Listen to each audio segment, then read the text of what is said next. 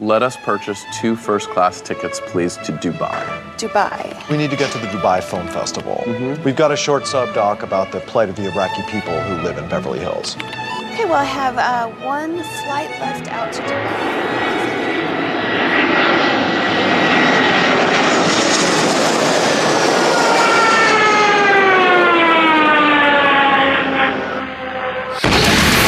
This is the 3rd episode of the podcast. What podcast? You know what? All right, Ryan. I feel like Skipper wants to leave.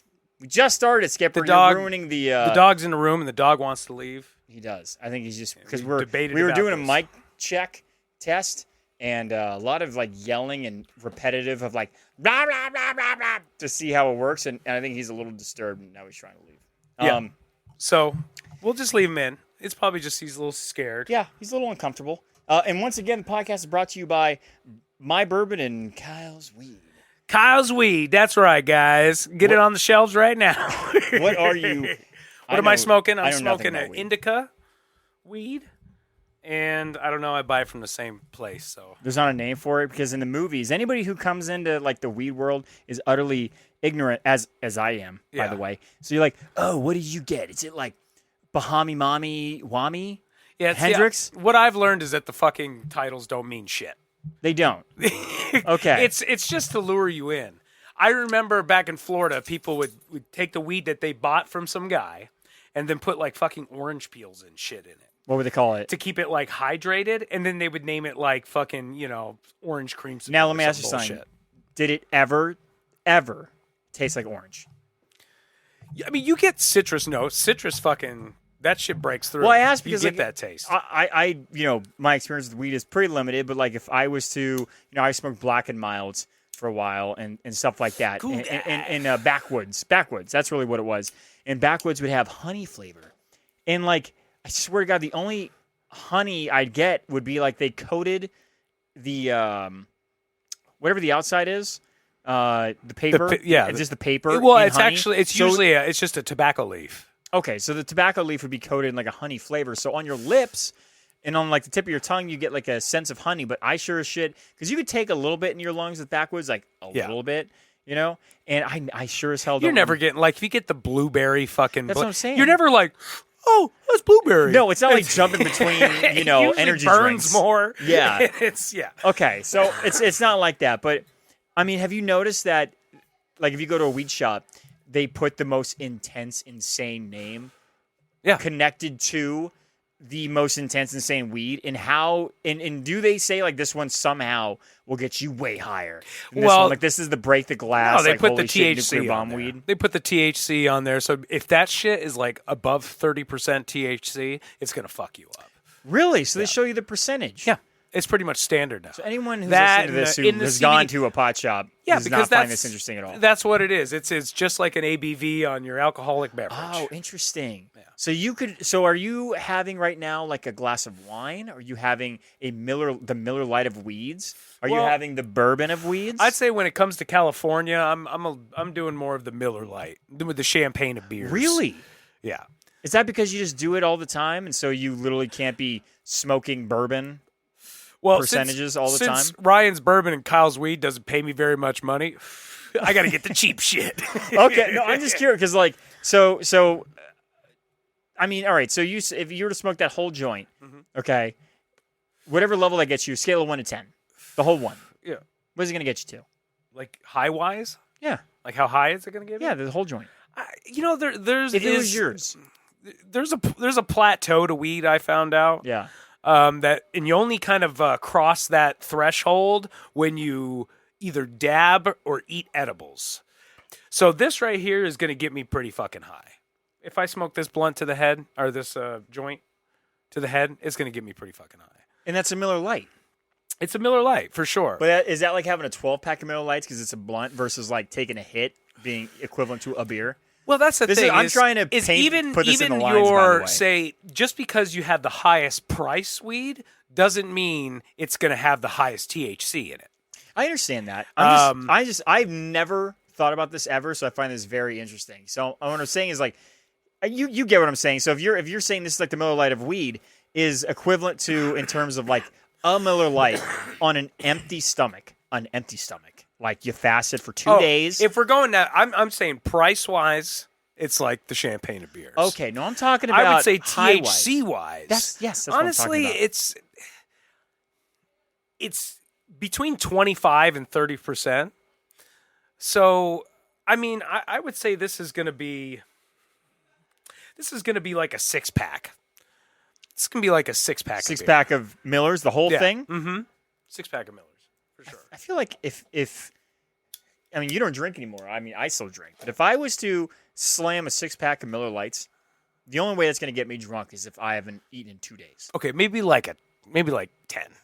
Maybe like 10 champagne of beers. Obviously, I'm trying to fit this into a box just to get more like. It's kind of hard to a do little rigid. Because alcohol, it's like there is you have like double the amount. So you'll have like 4% in this beer, but this beer is going to be fucking 8. You're going to drink it at the same rate. Well, alcohol is very measurable, right? Like you can predetermine, like, you know, for me with weed, like a hit of one versus another. Like if I take a shot of anything, I'm fine. Like and I'm there's gonna be fine. there's more variables. You just got to make sure that liquid gets inside your body. Yeah. Once it's in there, it's going to do the same thing every fucking time. Usually, you might have some chemical things going on with your body that day. Yeah, it makes yeah. it a little bit different, like an empty stomach or Yeah. or what have you. But with weed, it's how big of a hit you're taking. It's how long you're holding it in, perhaps, because you have mucous membranes in your lungs. Yeah. And you need those mucous membranes to absorb that smoke and THC. That's how you're going to get high. Well, let me ask you something. Have you noticed? I mean, you haven't quit smoking for very long, like intervals. You know, you've quit probably 40 times since I've known you. Yeah. And smoking cigarettes? Yeah. Yeah. But what I'm asking is, like, if you were to take, what's the longest you went without cigarettes that you can remember? I would say 3 months. It's a long time. Did you notice that, like, did 2 months into not smoking cigarettes, when you smoked weed, did you feel like you got high easier because your lungs maybe were healthier because of the lack of cigarette smoking? That's interesting. And you know what? It might be the thing that gets me to quit smoking. If I can get high easier, if I can yield more high from the weed that I'm buying, I would think so. If I had to put a bet on that being a thing, I would think so. that would make a difference. Because the thing is, if you're holding it in, and I don't think you have to hold it in for that fucking long, but it does matter. But yeah, if I'm not coughing as much, I would maybe I'm getting a little bit higher if I quit smoking. I would think so. Yeah. I would think so. That's it, y'all. I'm quit smoking cigarettes. At least just for after tonight. At least just for the study. I feel like it'd be an interesting study, but I feel like that, for the sake of the study, mind you, it would justify an intense increase in smoking weed. I just feel like that, again, for the science, I feel like it'd be a necessary step. Do I get paid for the study? I think if you were regularly smoking and truly emotionally connected to a particular brand of weed. I guess the question is, are you giving me the money, or who do I get the money from? When the check is sent to me, I will, again, distribute it amongst the crew, which is you, me, and lately it's been Skipper, who provides no support other than maybe I'm pretty sure he gets support. paid more than I do. Who's Skipper? Yeah. He lives a really good life, man. He puts a lot of, Yeah, in terms of the a lot cost, of hard work in, yeah. Yeah. We were Jamie, you know, she's this beacon of joy and sweetness. Yeah, JB's sweet. On the phone yesterday, she called me and she was at the park meeting just the big grass patch next to my condo with Skipper, and she said, "Why did we get Skipper?" She didn't say that because she had had a bad day with him, but she, in her mind, she was running through all the things she had to do. I just got done working. I got to go to the gym. I got to get groceries, but I have him, who's lovely and cute, but he needs to go outside. He needs to get his energy. All these things, these needs, you know, probably like anyone who has an actual kid is probably like, kiss my ass, you bitching about, you know, the needs of your dog. I get it, but it's relative, okay? Let's keep me away Yeah, from it's like a kids. rich person bitching about, I don't know, high taxes when they're already rich, or a poor person's bitching about the dollar menu And they're usually the going ones that away. do. Yeah. That's what this is equivalent to. So this is equivalent, relatively, to a child for me. Okay, this is my child. And it's true. I said we got him 90%. It's like for that 10% of explosive joy and love. When I came back I did a 20-hour drive the last couple of days. I got back and I knew what to expect. You know what's funny? I was coming back to the house and I know I had to pee so bad. And I had to park down the street because there's no parking in my place. I had to pee so bad. And I knew I could not run into my home and up to the bathroom to pee. I could not do that. Because if I It was did... that bad. You would have pissed yourself. No, that would have been the easiest way not to piss myself, would be to open the garage door, open the front door, and just run into the bathroom and pee. But I know I can't because Skipper's there and Jamie's at the gym. So if I was to run into my house without greeting him first, he is going to urinate everywhere in my house. Because his reaction to seeing me is screaming and crying and pissing everywhere. You're both seeking sweet yes, urinary relief. Yes, I swear to God, I told Jamie, I'm like, dude, I should just, because I'm talking, this is a calculated move every time I come home, whether it's an hour, whether it's 2 days, a month. I'm like, I have to greet him at a certain point. I have to be far enough away to where when he starts urinating at the side of me, he's far enough outside to where the pee just gets on the ground. Yeah. And so I can't run upstairs because he's going to be peeing on me. Well, you're trying to run and go pee. Well, I'm trying to run and go pee. And I'm like, why can't I just pull my dick out and start peeing on Skipper in excitement? Do you think that would change his habits? Do you think he can consciously comprehend what I'm trying to tell him? I mean, I'm kind of confused as what you're trying to tell him by peeing on him, too. I don't know. Well, I just had to just pee. like, if you got to let me pee first. That's kind of what it is. It's a little bit of a petty move. Like, if I have to stay down here and literally I'm at the red light down the street, I would think there's grabbing probably my penis, better ways. Because I gotta pee so bad. Than to be like, I've been pissing on him for 3 months and I still can't get him to get it, man. I know. I just like, anyways, but like you and your fucking your stinky ass dog that tries to bite people. I know, and it's just like he smells like urine. But again, it was a thought I had. I was like, again, going to how good his life is. I'm like, I have to put aside the fact that I have to pee so bad because I know that when he comes now, it's an explosion of love. He's going to come downstairs. He's going to pee all over my feet. He's going to jump up into my chest, pee down my shirt. Hopefully, I'm able to keep him off me long enough. And then the other 90% is, costs us money, keeps me up at night. I was just thinking of something. You know that feeling you get? Like if you got to you've been holding in the pee. And I got to drive around for a living, so I've got to hold my piss constantly. But I've gotten really proficient at pissing in bottles. We're doing damage to ourselves. What's that? We're doing legitimate damage to ourselves. I'm almost certain. Damage. Oh, yeah, by holding it in. Yeah. But I was thinking that feeling that you get when you finally get the opportunity to pee, and I'm talking like you go into the bathroom at fucking Vaughn's and there's nobody there. And you can fully relax, your shoulders fully relax, and let that pee out that you've been trying to pee for so long. Yeah. You know that feeling you get? Yeah. If you could just take that feeling and like just turn it into like a 3-hour experience and put it in a pill, that'd be the best drug on the planet. Oh my God, dude. I would 100% trade 8 of those pills for one take a shit pill. I think, actually, maybe I take that back. You say, I don't know. I think you like butt stuff then. No, I just take a shit. It's so fast. It's such a fast experience. It's funny. Always growing up, I would always is it fast and solid or like fucking Warship? Oh, it doesn't matter. No, it doesn't matter. It could be a solid turd that hangs out of the water, and is just doing a monkey barring off the rim of the toilet seat. It could be one of those, or it could be just chili soup. It is coming out of me in 3 seconds. What's happening more often? Is it chilies? Or? Definitely. I wouldn't go so far as say chili soup. Maybe like a really somewhere in dense between stew. Like a meaty, like an Irish stew. The warm porridge, where there are if you chunks. will. No, there's chunks. There's beef and potato, but then there's a lot of liquid. Mm-hmm. And the other thing I've noticed, not that anyone cares, but I've only become, when you do something all the time and you don't think about it, right? So you aren't thinking about it until someone points it out to you, and then you can't stop thinking about something that you've been doing probably your whole life, and now it's affecting your everyday. Yeah. Well, Jamie has done that to me.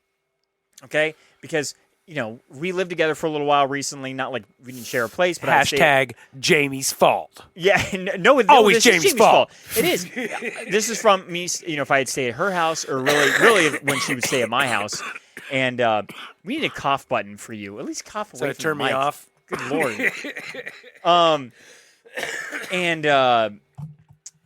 She'd be like, Ryan, flush the toilet. I'm like, I did flush the toilet. He was like, well, there's poop. Like all over the, in the toilet, under the water. It's a subterranean turd mark. Yeah. And I'm like, well, I did flush, so what do you want me to do? Should I flush it twice? It's like, and it helps. It helps. What am I gonna do? Stand in the bathroom? Flush it 90 fucking times. Exactly. And you know what I learned? No, you know what you do? You get a little toilet paper and you flush it. When that water gets real low, you get toilet paper and go real fast. Not a chance in hell am I doing that. I ain't caring that much. I mean, how many times you've had shit on your fingers, dude? Probably a lot of times. It's but your shit. It's typically an accident. As like, my finger slipped on the toilet paper, or some jerk off has a cheap toilet paper, my finger goes through the toilet paper, and then I resent you. It's like the shit I have here. Forever? This podcast brought to you by Scott Toilet Paper. That shit sucks dick. No, I just like, I realized this because she said that, and I'm like, do other people not have this problem? And I have noticed in my life, this is a game I play. Other people don't talk about it. That's the difference. It's true, but we are, because this is a public service announcement for everybody. If you're out there, people, and when you shit, you always leave a mark inside the toilet, below the water, you're not alone. Yeah. You're amongst friends. You should write us. Yeah, write us. You can send us messages on Instagram, and you have friends. But what I like to do when I go to public restrooms or my friends' homes, and I go to take a pee, and I see there's poop, my job, as I have a pressure washer in my pants, is to push a little bit harder and try and knock hemorrhoids, dude. Knock all the turd flakes off the inside of the toilet bowl. That's what I do. You push the pee off. No, when I go into pee, if there's not a urinal, if it's only toilets, and I'm like, there are poop marks down there. I take it as a personal responsibility. Oh, you clean it up for them with my pressure washer. Yes, I do that here. I do that at my home. But the problem is... Yeah, but do you ever, if it's a little too high up on the bowl and then end up pissing on my seat or anything? You don't do that, do you? If you have shit that high up on your toilet, then you're shitting before you even sit down. Bro. Or you're trying to... I get to lean a little farther that way. I mean, I don't go that far. I'm typically trying to do, back wall / subterranean marks. No, I got that shit on the goddamn seat. In the back of you. How the fuck that happened? It had to bounce off the water. No. I'll tell you exactly how that happens. That's you rushing to sit down, or that's you leaning over for comfort, leaning chest to knees for comfort, not realizing that your ass is 30% of that trajectory is toilet seat. Yeah, it's perpendicular. Yeah, to no, that's happened to me where I poop. I'm like, what the hell is that on the toilet? Brown dots? How the hell did that happen? I'm like, God, how am I not single? That's nice of you that you fucking piss off people's shit. I do, and I don't. Maybe I should get a recommendation from someone for that, or a commendation would be probably more appropriate. But I'm like, what else am I supposed to be aiming at while you're peeing in the toilet? Am I just supposed to ignore it? Maybe you're just drinking too much of that fucking bourbon there. No, I just think that's a thing that girls cannot possibly understand. There's two things I'm not saying that they can't comprehend the idea of what I'm describing. What I'm saying is when a girl goes and pees, it doesn't matter what's down there. They can't. That's not an experience they get to have. Yeah, it sucks. Or if you go into, it's another thing too. If you're going and peeing in, say, the doctor's office or any place where it's a relatively public urinal, where the door is right next to a crowded room, perhaps. And let's just say there's a very limited, or there's a lot of water in there, and you're a man, you're peeing into it. If you hit the deepest part of that water, that's very loud. It's very noticeable, right? You can hear it. But as a guy... You try to, stop the sounds from being too loud when you pee? Absolutely. Do you do that? Do you pee on the bowl? Yes. To not hit the water? You hit the right, perfect trajectory in that bowl. You don't even know. You have no idea someone's peeing in there. Even though you walked into the... I told my wife this, and I was like, I don't know why. I just told her, I felt it. Because you can, Kyle. I felt the need to just say this. Be like, you know what? Something I do for you that you don't know that I do for you? Yep. I'm like, I pee on the bowl. Yep. And don't pee on the water. And yeah. she's like, why? Because you can. Like, you're going in the fucking bathroom. It's not a goddamn secret what's going on. No, but there's a lot of things that go on in the bathroom. That just means, I'm just thinking, I'm like, how fucking, insecure of myself where I got to put thought into the noise I make when I'm taking a piss. No. When I'm shooting stream in the water. I hear what you're saying. I don't know if that's an insecurity thing. I don't. Because, I do it too. And I trust me, I grew up with a lot of insecurities. But I'm like, maybe it's just one of those things, do you think a girl, if she could, when she sat down in the toilet, to not have a constant, stream right into the deepest part of the toilet water, like for everyone to hear. If it was like 2 boxes on a survey and it said every time you peed, no one heard it. Every time you pee, everyone heard it. Everyone would check the never heard it, box. Yeah. Everyone. And that's something that we can just do. Yes. And it's just, again, that's a unique thing for guys. And I'm not But saying... they're sitting on a bowl and they're covering they're covering it. So it's like, they're muffling the sound. Yeah, it depends on the thigh gap, though. Because if you have 0 thigh gap, I feel like you can create enough It pressure. can be loud. No, I feel like you can squeeze your thighs together enough because you're peeing in a toilet bowl. The more like... I mean, I'm not soundproofing you get with the legs and ass around sorry the rim. about this, folks. Neither of us are women, but I think they use. I think they'd be better off just using their hand and like aiming it like that, What are you talking about? peeing into the water. What the fuck are you talking about? I'm talking about making it quiet. How could a girl? Do you think a girl That's what can I'm grab her talking vagina about. and turn it? I'm just saying It's that like I'm flexible, saying like just you'd to be just better turn off the than pee-pee hole. scrunching No. your legs together to do it. The scrunching the legs is purely for soundproofing. They sell a product, and it's funny because it's a little fold up thing, and you can. Put it in your purse. I'm never gonna look at you the same again. Dude, okay, so it's a fold up thing, After what you just said. and you can just keep it with you. It's got a little handle on it, and you just sit there. A woman can go to a urinal, and they hold a little funnel thing like this. Really? And they pee on it so they can feel pee standing up. Why in the hell would they want that? Because they can pee standing up. I don't know. It's Where? more convenient. Say you're at a concert. Say you went to fucking Woodstock 2023 like a fucking idiot. If you did that, that'd be something. You're a woman, then you don't have to squat, and piss on your shorts because you're. You know what I'm saying? Okay, but you're referencing a urinal, but it could be into a toilet, is what you're saying. You're directing the urinal. Okay, so all right. I'm sorry. You said urinal, so I was kind of fixing on that, but you could do that into a toilet bowl, right? This is the whole purpose of this is not to have to sit down. Yeah. Okay. But also, I was thinking, I'm like, Find me a girl who's. Do you see the clothes that ladies wear to concerts? Where the fuck are they going to put a pocket piss director? I have to carry Jamie's cell phone. Am I going to have to carry her pocket piss holder? Carry. I would. I will. Oh, yeah. I'd do it. Her I would do piss it. funnel. I'm her Here, purse. Take my piss funnel. Clean it for me. No, I'm not doing that. I said I'd hold it. Jesus Christ. But I guess she'd have to wash it. But would I even ask if she did? Probably not. Probably not. If she handed it back to me after she came out of the urinal, I wouldn't ask. I wouldn't be like, no, I'm not fucking grabbing that. Bring a bag with you or something. Girls don't wear bags anymore. When's the last time Chantel had a purse? He wants to leave. I'm going to let Skipper out. I'm going to let Skipper out. Skip. You're going to want to come right back in here. I know you will. Yeah, he's going to go ape shit. Call Skipper.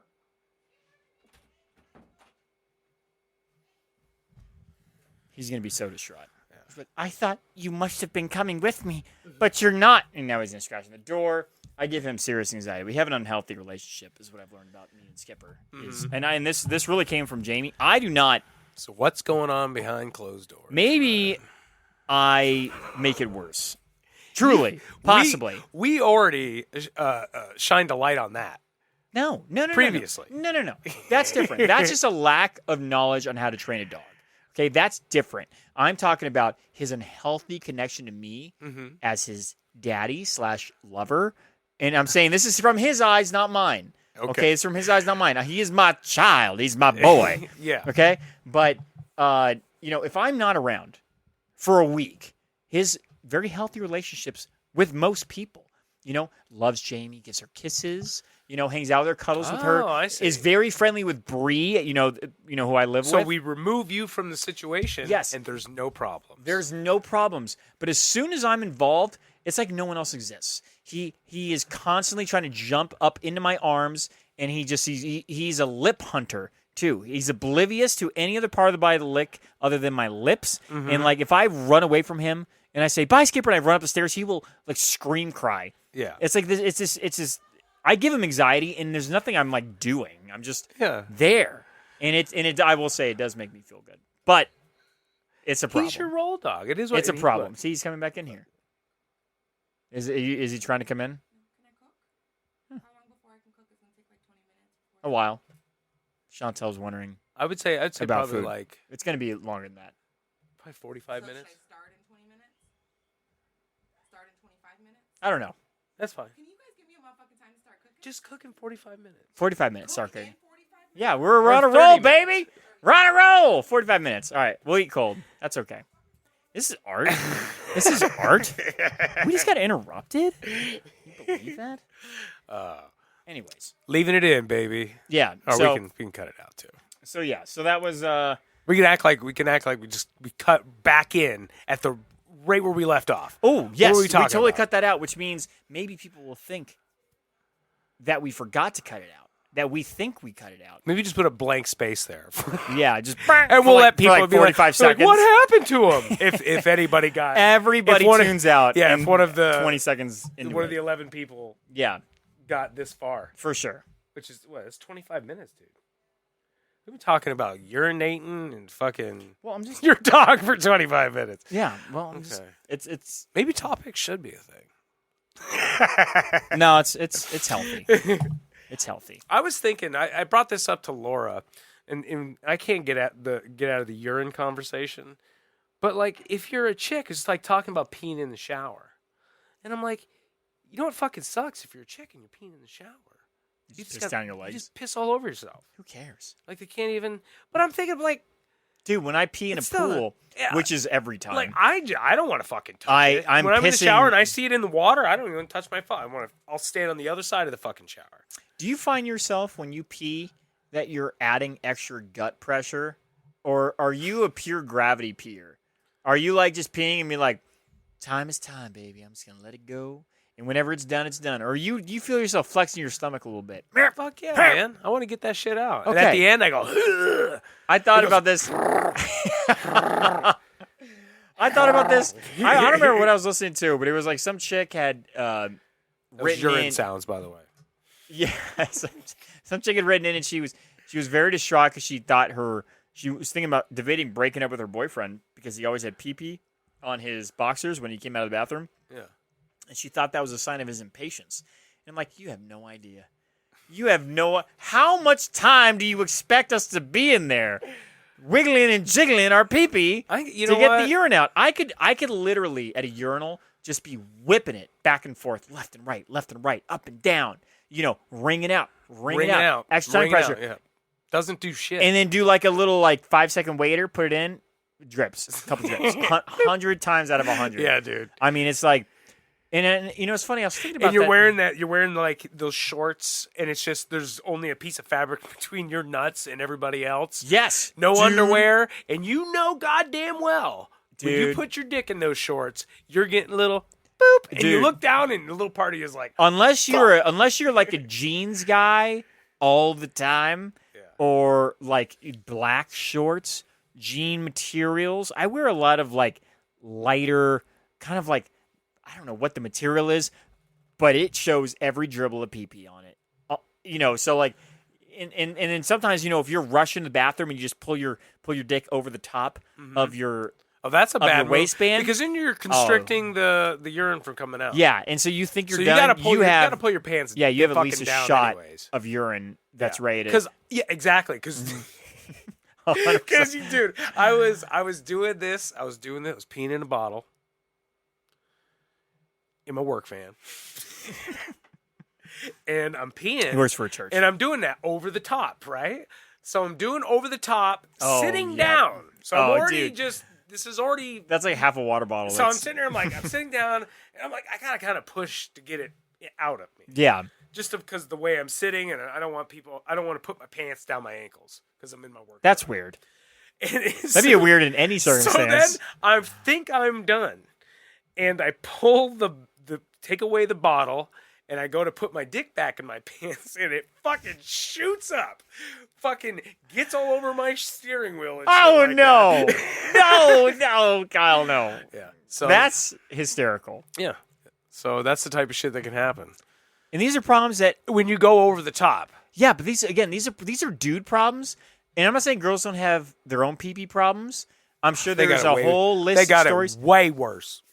Oh no, I think our flexibility with where we can go is way easier. I agree. I've peed in many water bottles with a tiny, like a little baby Aquafina water bottle, where I have to I gotta go, hop, just kind of plug off my own, like, what is that? It's like Kegels, almost, essentially doing Kegels on yourself to stop yourself from peeing, to put the bottle away and go about my day. But the thing is, I feel like sometimes when you're peeing in that bottle, if you just like cough or something like that, you're pissing all over the place. You're like trying to, because it's a small ass top and you got to jam the head of your dick the margin just for to error make is sure very that small. the Margin for fucking error, urethra is right there where it needs to be. Yeah. And then, you know, typically, if you're peeing in a water bottle, you're not approaching it with a very peaceful mindset. It's probably like, oh my God, I'm going to pee my pants. I got to do this right now. Oh, I got to go to the bathroom. No, it's normally like Wash you have your hands, dry them off for like 30 seconds. You have typically 3 seconds, and that's what the experience is. So it's kind of like trying to land. And 100% of the time, you're getting pissed. Have you ever seen Apollo 13? Tom Hanks? Remember when when they get up into space and they're landing at what the fuck were they landing at? It was like either a refuel or something like that. Where there's a whole thing where they're like, he's looking through the little triangular thing because they got to land whatever part of their spacecraft is. Yeah. Whatever it is, or it's like any other space movie in regards to landing on the space station, right? It's a fine science. You got to land perfectly. That's essentially what it is. You are moving because you have projected yourself or propelled yourself, and there's no slowing down, so you have to get it perfect. That is what it's like peeing in a water bottle in a rush. You have a 3-second countdown. Yep. You are trying to take the lid off. Yep. Put your pee-pee on there and try and center up your urethra as much as possible. And if not, there's spillage. And all of these pieces and elements have to converge together. Yeah. At the perfect time for this to work and you to get away and nobody to know. Yeah. Because which is almost never. There's something about if it's raining outside, I feel like I'll fucking just go to my back, shut the door behind me, and just do it. Real fast. So when I go on road trips, zero shit's a given. So I did I like it when it's raining outside and peeing in bottles. Kind of sad. Peeing in water bottles? Yeah. Yeah, and you're soaking wet. I mean, you can just pee yourself a little bit. Even if you get a little pee on you, you're soaking wet. Dude, what's pee? I mean, what's pee? It's just water. I had a really horrible experience recently, and this isn't confirmed. There is no truth to this. There is no assurances. This is a feeling I have. So I went and I was working in my work truck, and I was a very long day, hot day. Yes. And I remember later in the day being like, fuck, I need some water, dude. Grabbing a water bottle and drinking some water. And I'm like, God, that tastes like shit. And I did it a couple more times. And then one point I was like, you know what? I think that might be my piss water bottle from last time I was here. And I remember like not blinking the whole way back to Jamie's house as I'm just reliving the experience and trying to play back my last 2 weeks of being like, I know I pee in water bottles in this truck all the time. I don't remember buying a water bottle. Yeah. Why was there a full water bottle in the car? Why did it taste so bad? And then I got to Jamie's house, and for some reason, because I get comfortable with people, her dad was in the driveway, and he's like, hey. And the first thing I wanted to tell him was about how I think I just drank a bottle of my own piss. This is the first This isn't the was first to tell him. Yeah, and I just drank my piss. And James was like, "You can't, don't do that, Ryan." I think she was concerned that like me telling him that would forever change the way he saw me, which may have happened, by the way. But I think he might have just played it off. But again, it's because of the fact that I don't know 100% for certain that that's what happened. Yeah. But if circumstantial evidence, if I was a jury, I would have said, Ryan, you drank all your own piss. So you don't. I don't know for sure because it wasn't yellow, but if you've ever left a bottle of piss in the car that's not like brown yellow, it gets darker, dude. Okay, well maybe it wasn't pee then. It does not get lighter. It gets darker. I used to have a buddy, that I asked him to listen to this podcast, but he probably would never get this far anyways. But yeah, he would, instead of going into the house, to use the bathroom, he would just pee in giant water bottles. That's not. I think he had a cooler at one point, so he had shit tons of 2 liters and other things filled with urine. Yeah. Well, I once knew a person who I lived with who would leave. I shouldn't say it. Don't say the person's name. I've only lived with so many people, and it was not. It was, and they were blood. So I'm going to immediately stop this because it's so many people. It's only so many people at that point. It's like literally 3 who would be. Yeah. Don't shoot yourself in the foot, man. Yeah, I'm not gonna do it. I'm not gonna do it. I don't need to burn that bridge that's been burnt. That bridge doesn't even exist anymore. Right. But just in case. Even if you want to, I mean, we could just beep shit Look, out. guys are gross. Why don't we just hear it? Guys are gross. Guys We'll beep it out. like Beep, to beep. collect. Nobody know. Not all guys, but this particular man like to collect their releases in the bottle, a Sobe bottle. Don't know what the plan was with it Now later you're in being life. really specific. Yeah, it was specific. Remember Specific. Sobe? Dude, I used was to the love last that time shit. you had That a pink Sobe? shit? Whatever the pink one I never was. really got those. Kind of scared me. Look like Pepto, so I kind of stayed with just like the classic color. Honestly, I've always wanted to like just chug Pepto-Bismol because it was pink. You know what? Strawberry Yoo-hoo. It's the shit. Love it. Strawberry Yoo-hoo. Yeah. You know what's funny? That's also this. A lot of this comes again from me being a complete coward as a child with eating foods. I did chocolate milk, strawberry milk. I liked strawberries, mind you, and I like milk. But the idea of drinking strawberry milk, I was like, that's disgusting. I'm not. I would never even buy it. Never even tried it to this day. There's a problem with you haven't tried it. Have you tried? I would try it now. But now I would never just typically buy something like that. thing is, it would have to be someone. It's certainly not real strawberries. No, of it's course not. some pink powder shit that has strawberry flavor. The thing about it is, it seems like it gets bad sooner. The strawberry milk, it has like a funk already kind of to it because the sweetness of it, and you can kind of smell that sweetness, which translates to curdled milk. Yeah. That's the See, one I problem. don't know. All I know is that I love chocolate milk. I have not had chocolate milk It's the shit. in like, I mean, it wouldn't be crazy for me to say a decade. Yeah. Honestly. But it's, a lot of it's like, I don't really drink milk anymore. Oh, you know what I fucking miss, man? At Troy's house, man, doing the Ovaltine in the coffee. Yes. Do a whole fucking, I don't know if that was like 2 tablespoons. It was like a fucking big scoop. Ovaltine Bomb. was the jam back Man, it was good. in like the It's just black coffee, man. 50s. Yeah, I think he brought that Is camping. it good for you? No, it's not good for you. Calcium or something? No, it's chocolate powder. It's not good for you. They put vitamins It's just in it or tasty. something? No, it's Okay. no. It's just chocolate powder. It's just I thought it was tasty. like Nesquik, but with, vitamin It might as well be C. Nesquik. Yeah, no, that's not good for you. But then again, like, come on, you're turning really- your black coffee into a. If suddenly something goes from being like a, what would you say? You know what? Actually, no. Really quick. So coffee, I always thought of it initially because I drink it black, right? I'm like, bitter. Is it bitter? It's acidic. It's very high in the acidity scale, and maybe that's common knowledge. But just when I drink a black cup of coffee, I sure as shit don't get the vibe that it's acidic. I have a lemon. Yeah. That's acidic. Okay? I can feel it eating away at the enamel. Yeah. But a black cup of coffee? And not only that, but there have been studies to show that black coffee, actually helps prevent cavities. Why? I don't know.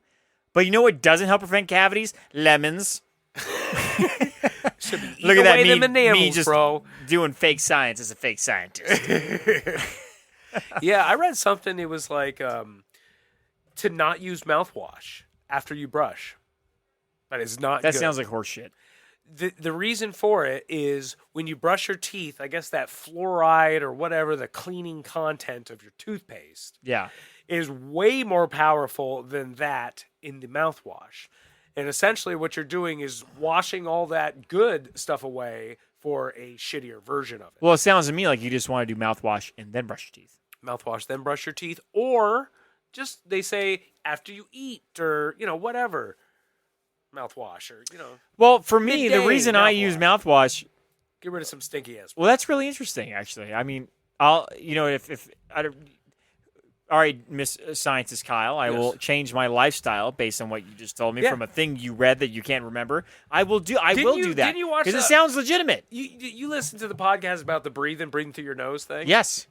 Remember, were we both doing that Oh, shit? dude. I'm like, breathe To through this my day, nose dude, hardcore, man. Especially the It just gym when takes I'm one working fucking out. thing. When I'm at the gym and I'm working out, Like, I'm like, I try so hard to only breathe through my nose. Yeah. It's really hard. Like, Yeah. I do it a lot. Actually, I think breathing? typically I breathe through my nose. Like, just in general, I don't get winded too easily. Yeah. But like, if I running, like, how in the hell are you supposed to sprint and just keep breathing through your nose. I have a big nose, though. And you got the fucking nostrils for it. Yeah, I got a big nose, so I think I might be able to do it. Jamie, There's zero it's resistance like Jamie there. breathing through little straws, dude. Doesn't work for her. Seriously. Dude, yeah, Jamie's got mad small nostrils. Yeah, tiny little baby nostrils. I can't even put my pinky up in her nostril. I have tried. Wait a second. Why? Because why have I tried? Yeah. Because it was a discussion on the size of our noses, and it was probably about our children, our future children that we hope to have. Is just like I was like, well, I hope they get The in-between most of the version things from you. Not my nose. That's really what it came down to. And I don't mind my nose. It works because I have a long face. It's fine. But like she's got a tiny little baby nose. It's precious. It's okay. It's a baby nose, you know? Don't cry yourself to sleep. But like I remember I think I just asked her one time, I'm like, can you even pick your nose? Because like I don't know what you do when you drive a car, but like half the time I'm just picking my nose. Yeah. I'm just trying to clear out and I always resent myself when I pick my nails too low and I don't have enough of like a pinky nail to pull out the boogers. And I'm like, what? It's just torture. You want to grow a little pinky nail? Look like a cocaine addict. A cocaine, yeah, but it's really just a booger picking addict. Cocaine addict. But no, I just pick my boogers. No, I could get my thumb up my nostril. I can't even get my pinky in You Jamie's get your nostril. thumb in your nostril? Yep. Yeah, there you go. It's happening. Just did. Yeah, I can't even get my pinky in Jamie's nostril. Like, how do you pick your nose? What are those boogers doing up there? Yeah, but if her I was a pinky for booger, sure. I would definitely hide out in But her that nose. her pinky can fit in her nose, right? I think just her pinky. And that's not my primary source of nose picking. I think that's my cleanup crew. Maybe we're a little. Maybe we shouldn't, Maybe she doesn't appreciate this. Hey, the 11, Yeah, we'll put that in one of the things in the beginning and be like, Jamie's nose. Yeah. What's up with it? Well, Jamie's one of the 11, and she knows the other 10, so it's okay. They can look at her however they want to look at her. Yeah. No, but you got the nostrils, man. So zero. Yeah, I mean, you should be able to breathe fully. I mean, it's like two mouths on your face. No, but honestly, our friend Brandon, he talks, but he can't breathe through his nose because he has like a septum issue, which he can fix. Yeah. They do that. They fix those things. But the problem is when you have this big of nostrils, is that that's a lot more dust and just trash that can get up into your nose and create boogers. Question: do you cut the booger hairs, or do you let them grow? So I had a trimmer that had like a multi-attachment head thing, and one of them was a nose trimmer. Isn't that thing very uncomfortable when you shove it up your nose? You know what? At first it was, I start sneezing. I can't fucking handle it. Oh no, I've never had that. But there is like a 0% chance of cutting. Well, I take that back because I don't know. I haven't done it enough times. Maybe if I did it 100,000 times, I would know. But after like the 30 times I use it, I never cut the inside of my nose. So in terms of like. Not cut but just the way it feels, doesn't it? It's tickly, but no, it never bothered me. And that is the really only place in my body I've ever had gray hairs, multiple gray hairs in your my nose. nostrils. Never any on my face yet, hair, ass. You got a stressed out nose. I guess because again, I'm like it's constantly running through the booger. It's a booger factory in there. It's be like Ryan's. How old are you? 33? 31. 31? Oh my god. Yeah. You know what's funny? It's like Ryan's 31, but his nose is like 46. It is, man. It's working overtime, dude. Straight up. You know what's funny? I have a guy I was just working with recently. He's from the South. He's a little more old fashioned. He's got a wife. He's got a couple kids. For the first 2 days I had met him. This is over a year ago. He'd always had a hat on. I'm like, oh, younger fellow. Very bright. He's an engineer, been in the engineering field for a long time. So I don't know if you ever met like a professional engineer who's worked in the industry for a long time. They know shit that's like, it's unbelievable. Yeah. Really. So he started out, and when you go into engineering field, you don't go in being like, I'm going to build, water treatment plants. You just go in with a general scope of knowledge from, civil engineering to electrical engineering to mechanical engineering. There's a whole bunch of stuff, and you learn it all. Yeah. But at a certain point, you kind of lean towards something. But if I'm not mistaken from talking to him, I didn't get the impression that he came out as a low voltage communications like specialist. That's not his degree. He's an engineer. But that's what he got into. Talking to this guy, I'm going to get into what I was initially talking about. So I'm going on a little bit of a rant here, but it's okay.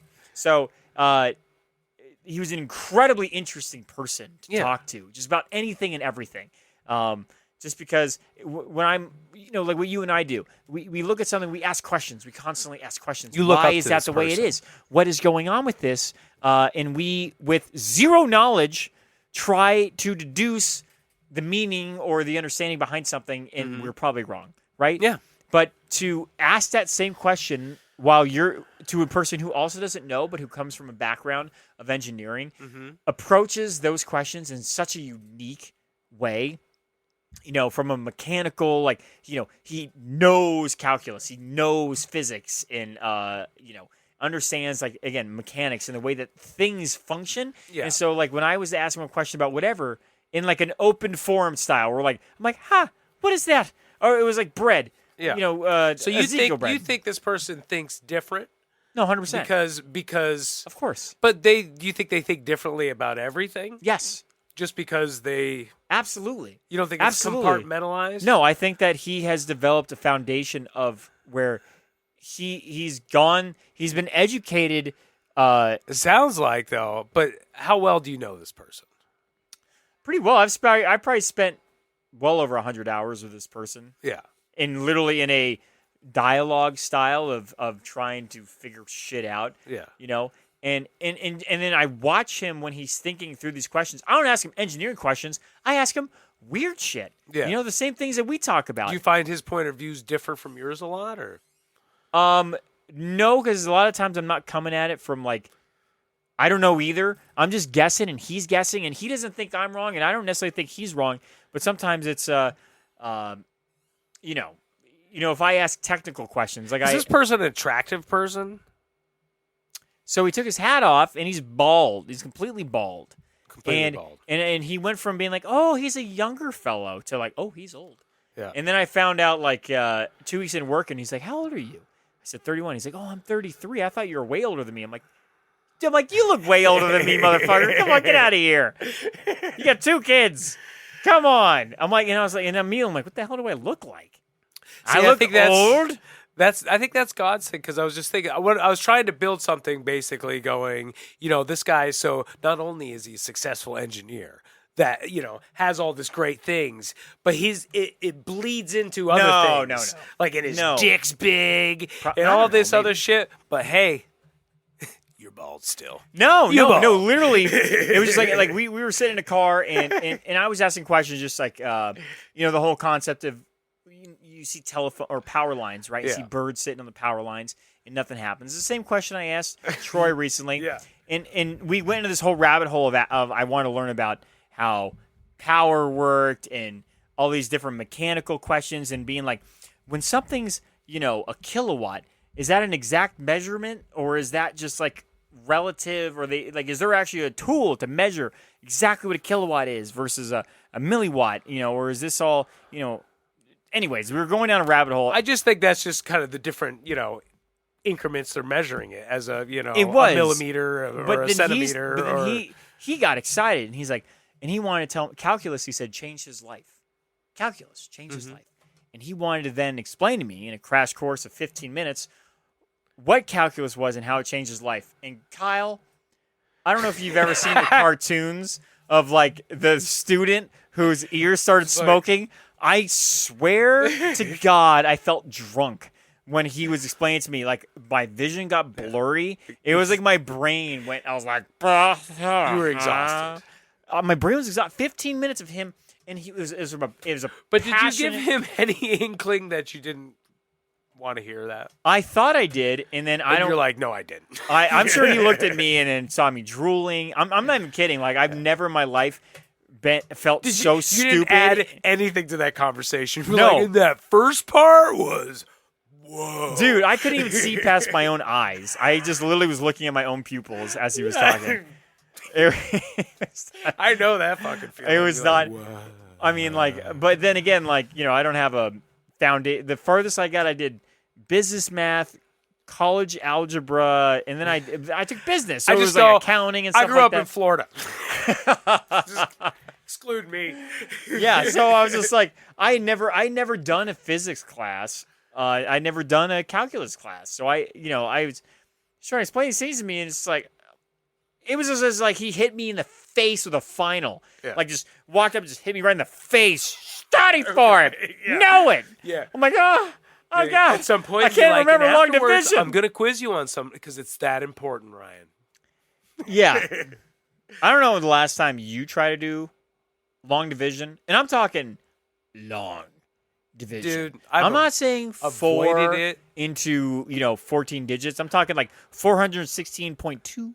No, I've done a into- pretty good job of avoiding complication in my life. I mean, it's like if I really want to get like by this time I should like as much as I play music, I should learn how to read fucking music. But it's just like it gets a little too complicated. I'm like, it's not for me.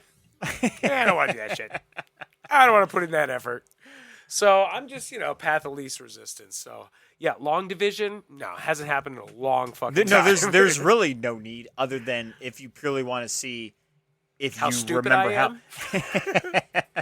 No, but I feel like if that's I mean, for most people you got to figure it's completely unused, right? Yeah. For the how many people use that on a daily basis? I will say there's a lot of math that I use on a regular basis, but it's more so because I'm inquisitive and I'll be driving. I was driving back. I don't know if you've experienced this, but where was I going? I was racing back from San Diego. I was working in San Diego. I had to get back for a fantasy football draft, okay? Yeah. Which I had forgotten I was last place last year in my fantasy football league. Okay. And it's a live draft, so everyone's there. And as last place, you have to don a dress, okay? A dress. And then someone gets to walk behind you with a bell doing the whole Game of Thrones shame, ringing it. And Why by the aren't way, you naked? why am I not naked? Because we're in a public Vincenzo's. It's a pizza place, and I don't You think should they do would the let real us back. part, like back at the house or something. No, Anyway, see, go ahead, continue. Well, anyway, so I had forgotten about this before I had left from San Diego to race back home, LA area. And I'm hitting traffic, I'm late. I'm like, why am I busting my ass to get back to my own execution? I'm literally getting back so I can make it in time to wear a dress and be publicly shamed in front of my draftees along with the random Vincenzo's patrons who are like, what is going on? Why is this man in a dress and people are yelling shame at him? I don't understand. So that's what I was racing back for. Okay. I'm going 15 miles an hour over the speed limit when able. Yeah. Okay. So you almost killed yourself. Were you currently in the dress? No, it was waiting for me. Oh, okay. I was racing to it. And I'm looking at my ETA. It's going up. I'm like, this is bullshit. It doesn't make any sense. I'm going faster than the speed limit. Why am I arriving at the exact same time as when I had left? I'm like, if I was to go 45 miles an hour, I have a feeling it would go up. I'm going from 65. I'm going 85 miles an hour, and it's not speeding up. I don't know if this has been your experience driving, but this is my entire experience driving. So I don't speed because what am I going to save? A minute? I just want to get back to just like you are into self-deprecating shit. And that's like I did not choose to wear this dress. This is my uncle's idea. Yeah, but the fact that you're rushing to do this, it's kind of your thing. No, this is not me rushing. I was not rushing with the thrill of the idea of putting on a dress, which I was fine with. I earned it. I had earned this dress because I sucked so hard. No, I was rushing back because I hate to be late. I feel like people who are consistently late are horrible. They're not horrible people, but they're like whatever's just below horrible people is what they are. They're selfish people. You're selfish. If you're late all the time to things, you're selfish. And you're making your significant other, if you have one, unless they're also late all the time, and then it's a combo of selfish people. But the fact is what does it matter if I get it if you're doing something you're making money, right? You're doing a service for somebody or you're at work. I get that. But when you're going out with friends, what's 5-10 minutes? Why does that matter? Okay, let me ask you something. So your 5-10 minutes that you're late to where everybody's being like, oh, we shouldn't order yet. Okay, let's just wait for them to show up. Let's just wait for them. We'll just say it. Even though we're all hungry, we don't like to get a beer. We'd really like to get a beer. We've been here. In fact, we all showed up early But to what's get the stopping table. you from getting the table? Because people are considerate. So they have the table, right? So people have the table. Yeah. But considerate people are probably the ones who showed up on time, mind you, are probably also the ones who are not ordering drinks or food because they're waiting for your late ass. But who thinks, if it's 5, I'm only 10 minutes late. This is based. No, but you're on 10 the minutes preface, late. It's 5-10 minutes. No, you're 10 minutes late after So, arrival. But How that's does it inconvenience anybody to sit down at a table for 5 minutes, enjoy everybody else's company, and then somebody else sits down? because this. So you're approaching this from the mindset of like, oh, they'll be fine, right? They like each other. No, And but I want to know what the problem is. You are considering your time. So what value in your life did it create being 5 or 10 minutes late? What did you get to do at home? Maybe it was a lack of stressing about whether I'm going to be on time, and maybe that is a conscious decision. Removing that stress from myself makes me a happier person.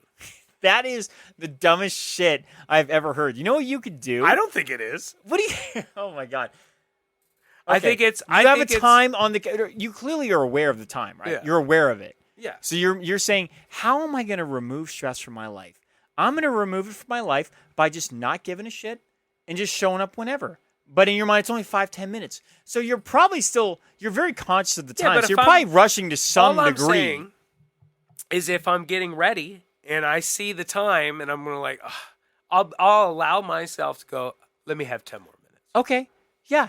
Once in a while, if that's the situation, if you're looking for your mental health, Yeah. to save yourself a little bit of stress, that's Yeah. very, again, And by the way, selfish folks, of you you, should be by the very way. You concerned should be fucking about your mental health. You should be stress your ass out. You should stress your ass out Why? so your ass gets there on time. Because all these other people, Look how aggressive you're I getting. am. I hit my own You're phone. sitting there, you're like, No, look.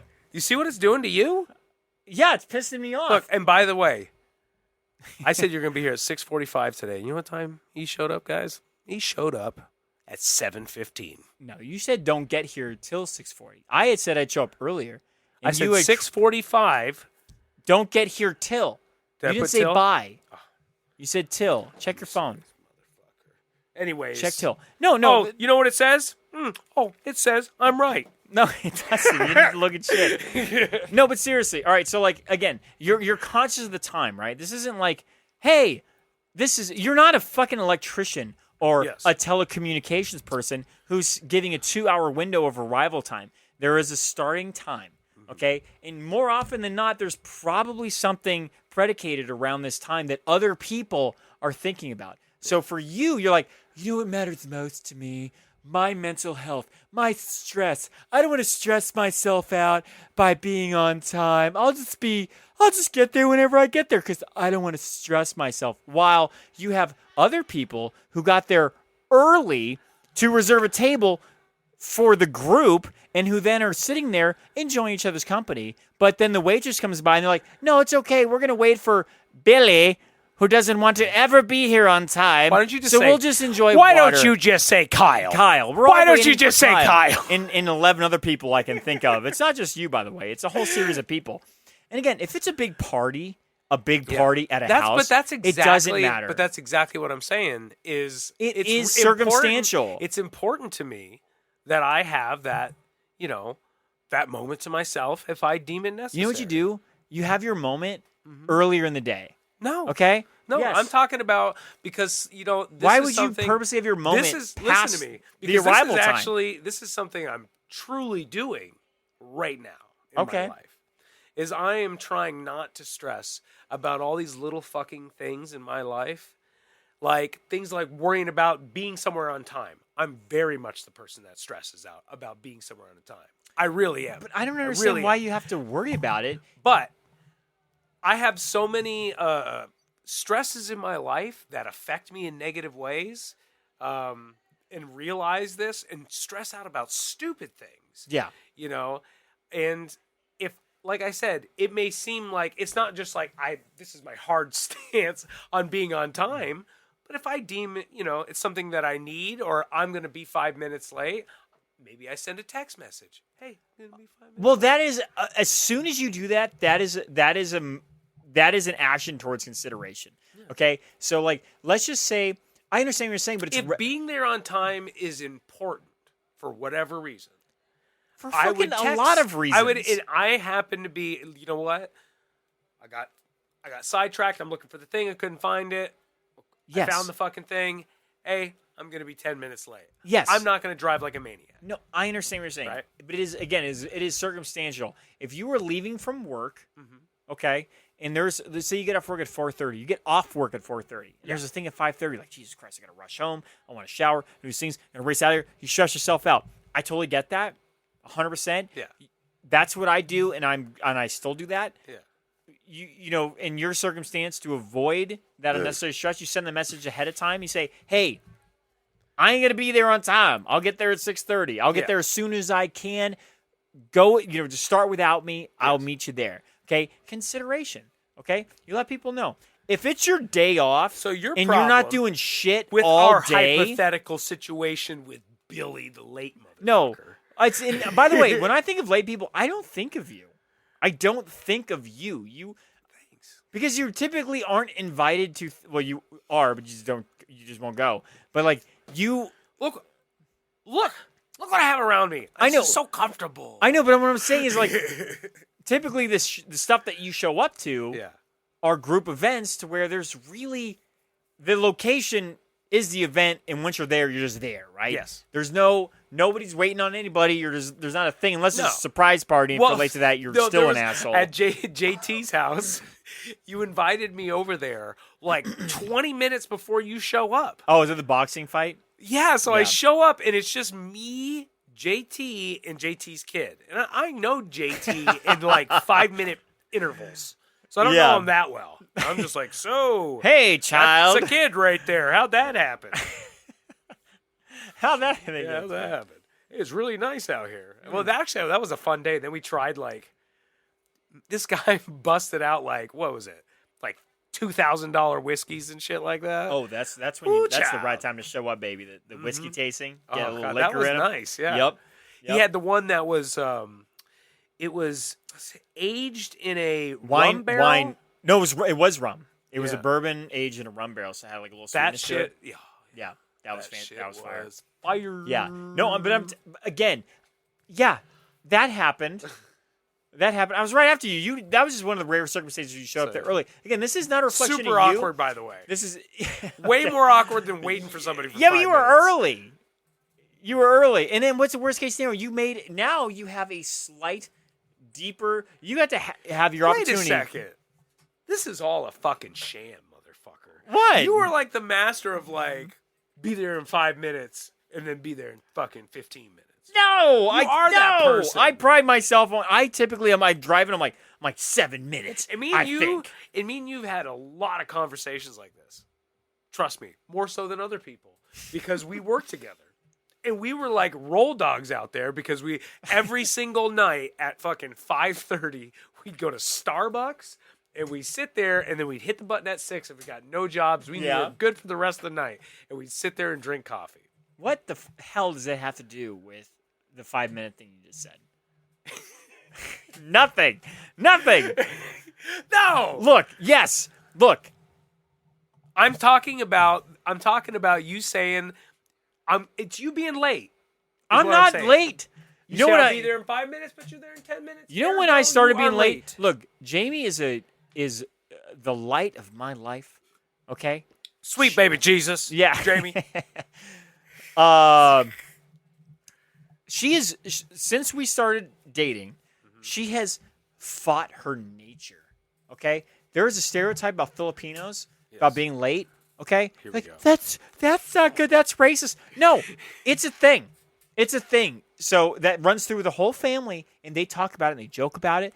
And I remember for a long time, like, I don't know what y'all guys talking about. Jamie is never late. And that's because she was making a very conscious decision to change her nature to be on time for me.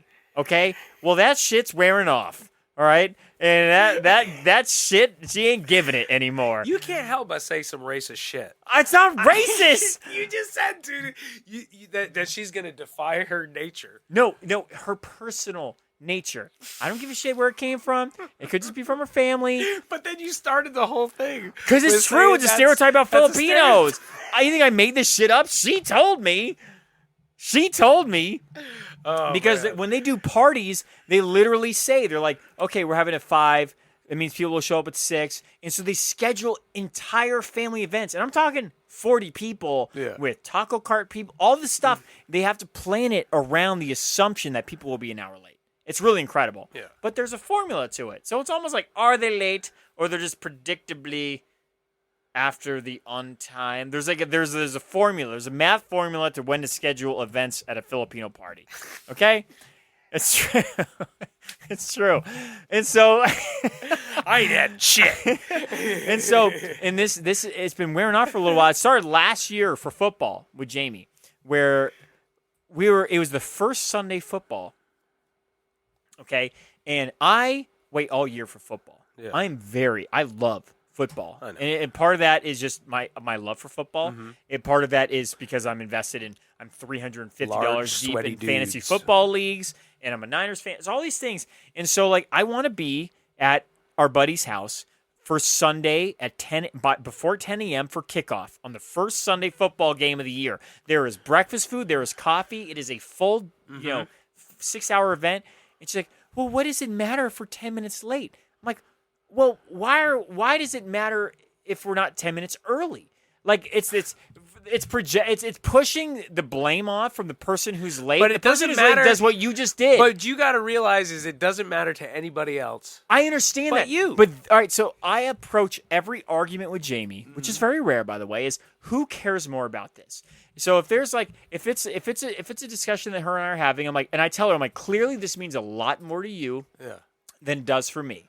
Okay, so I will, whatever you say goes here, because it's clearly, it's very obvious, right? It's one of those things. It means more to you than it does for me, so what you say goes. So when it comes to this particular thing, the Sunday football, all right, it's one first Sunday football a year. It clearly means a lot more to me to be there on time than it does for her to be 10 minutes late, to just wake up 10 minutes later in the day. By the way, this is a one-time thing. This happened. I'm not putting anything on Jamie. She's the light of my life. Did you guys get a fight? Oh, yeah. We got in a fight on the way over to the game. Would it be worth, like, ruining your whole day because you wanted to be 10 minutes No, early? but see, you see what you're doing? But I'm just saying. But yes. is it worth yes, it it is, to you because this is to ruin your whole day? No, it didn't. First off, it didn't ruin the whole day, but I do 100% believe that it was worth basically ruining most of that day. So you think you got a point across? Yes, because it's a valid point. Because I am willing to. You're gonna die on. You don't want to die on that. No, I'm going to die on that cross. Because again, it's a matter of who's it more important to. So if it's any other thing, I really do think who does it matter more to? But so do you express that? Absolutely. It's literally exactly what I said. So it means clearly a lot to me to be there for this moment. And so for the other person, what are they gaining? What's the gain the other person has by being late? Okay? They get to sleep 9 minutes longer. Okay? Wander around the house 10 minutes longer. A considerate person, typically, they're like, all right, this means a lot to this person, all right? This means a lot to this group. They're all showing, just don't you say a thing. Let me finish my point. A lot of people are showing up to this thing, and there's an arrival time. Okay. All right? There's 10 people. There's one of me. I'm just not going to, I'll wake up whenever. I can't find my shoes. I'm going to grab a sandwich. I really want a sandwich, And then you show up late, and everybody's staying there because they've been waiting for you. Have they been able to chit-chat and have a good time? Yeah, they have. But every person is dictating their schedule around you. And not because you did anything valuable with your time. It's because purely you thought you were more important than all these people who are clearly, yes, they're capable of adjusting your lateness and enjoying each other's company. Mm-hmm. But they're still all dictating their time around waiting for your ass. Again, you're not solving any math problems here. You're not solving cancer. You're just being fucking lazy because you don't feel like being there on time. No. Yes. What were you doing with your time?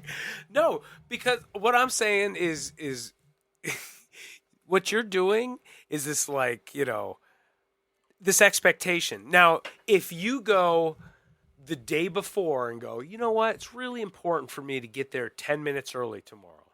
I just want you to know that. And preface the whole thing like that. And then the day comes, you wake up and be like, just so you know, remember, I want to get there 10 minutes early. I want to leave at this time. And then she doesn't do it, I would see why you would be upset. Oh, I agree with you. No, I agree with you. If you But this is you have these like rigid views on these things. And one thing you realize, especially when you're going to get married, is you can't be so rigid.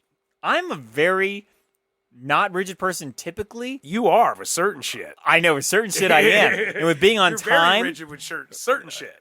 Specifically with being on time to things. Because I truly think that is something that is not a selfless action to be late to something. You think like, because you're projecting, right? You're like, oh, what do you guys care? Just go about your day. It's like, well, you realize people can't help it. Well, I'll realize you're the next everybody, thing. The none next thing of I you gotta be go considerate. to. Don't ever think of me, any of you people. I'm never gonna be late to one of your fucking things again. Again, it depends what it is. It's like a house event. There's a big Ryan's group gonna party. fucking yell at us, guys.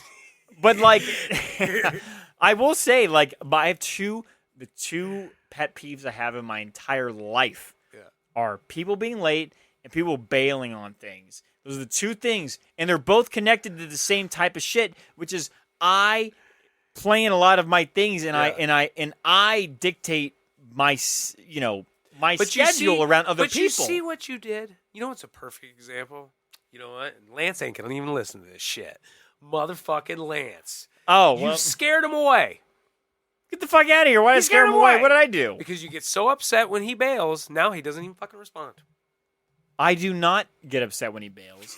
I just play dumb and say, oh, we're outside your house still, as Rutch writes. Yeah, that's different. That is not what scared him away. You scared him away with your weed. With my weed. Oh, that's the fucking conclusion. That's what scared him away. Weed does not fucking kill people. You know what kills people? Angry ass motherfuckers that are so resentful at motherfuckers because they're late. No, dude. You know what? You are the fucking. I thought This is why. Do you own a gun? No. Thank God, America. I wish I had my sword with me. I'd hit you in the fucking shoulder. There's a sword right there. It's a samurai sword, not the kind of sword you like. That would do the work. It's not my jam. It works. I'd break it with my arm, dude. Break it steel. Yeah. You might, honestly. I broke some swords in the past. I'll fucking karate chop that thing in half.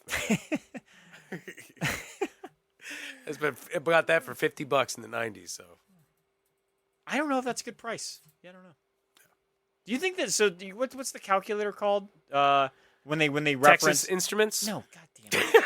I just don't even want to talk to you anymore. I know we're in this room. It's like I just can't stand you. I love you so much. No, what's the is it inflation?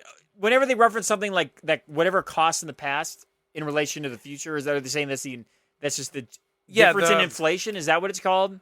When Sure. Well, I know what you're talking about. All right, so I know I do that all the time. Like, someone made $100,000 back in the 30s. That ain't a lot of money. And then you look at the how it relates to nowadays, and then it was like making $10 million. Okay, so let me look this up real quick. Holy, holy moly, guacamole. I sing a lot of songs to my dog. There's one song in particular. It's a song from the Dubliners. I feel like you're vulnerable right now. I feel like I opened you up a little bit. Do you Why? feel? Because I got emotional. Yeah, you did get a little emotional, and I feel like now you're a little raw.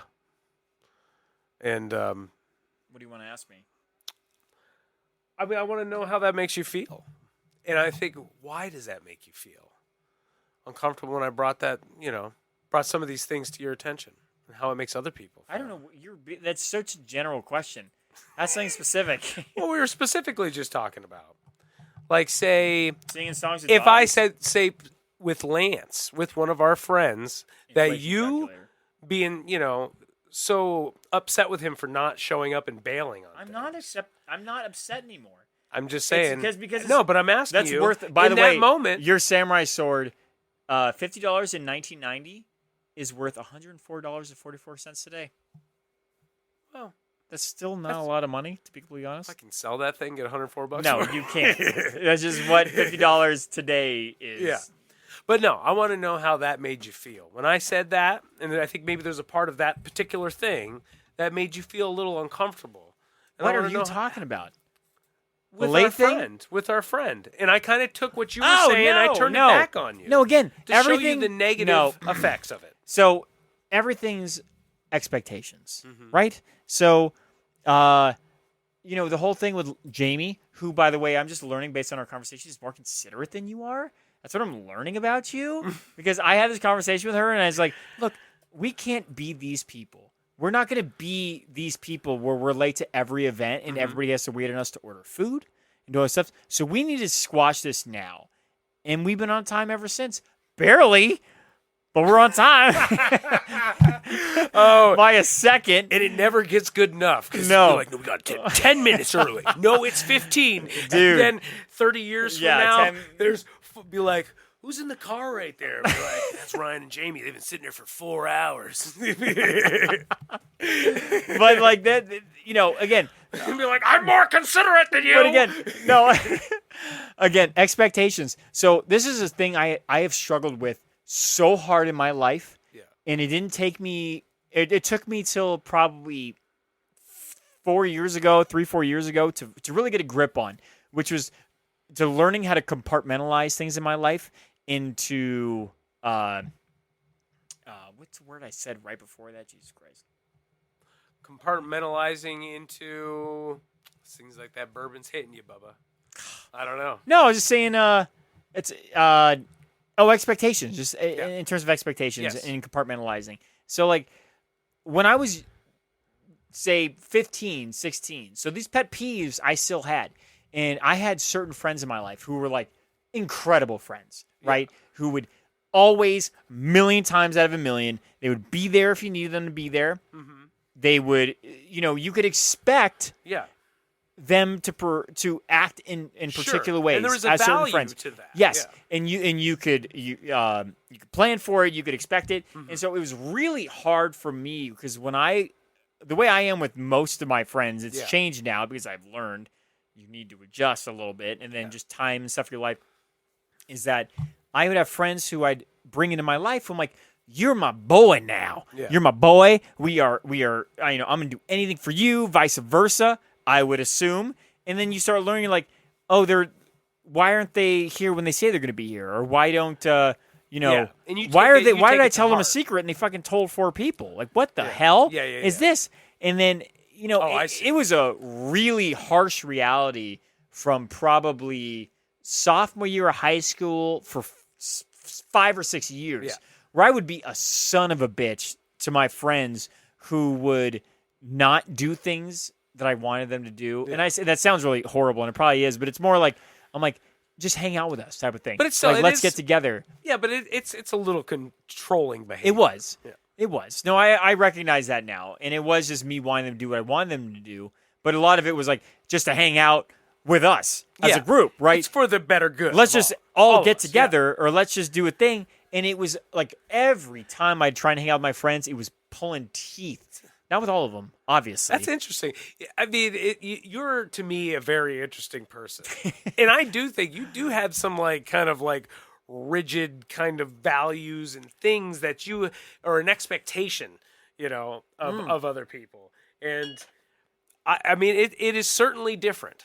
Well, I've learned that expectations, like when we were driving down the street and somebody threw something out of the window and you really wanted to fucking say something to it, and I was telling you, I'm like, you shouldn't be saying shit to people because they might shoot you. No, it's true. Which seems to happen all the fucking time. It's true. Well, I this is what honestly, they talk about. I think they did a study a couple years ago on different generations. And the thing that generation wishes that they could have told the previous generation, the thing that they're most thankful for. Sure. And the number one thing, if I'm not mistaken, it was from 40, all the way till death, was that they would want to impress upon their younger self in that they see now is to not care as much about what other people think. Which I can extrapolate that into like expectations of other people. So it's not just about not caring what other people think. It's not. You're not putting that stress. You're not inserting that stress in your life. Yeah. So that's exactly goes back to the point I originally had.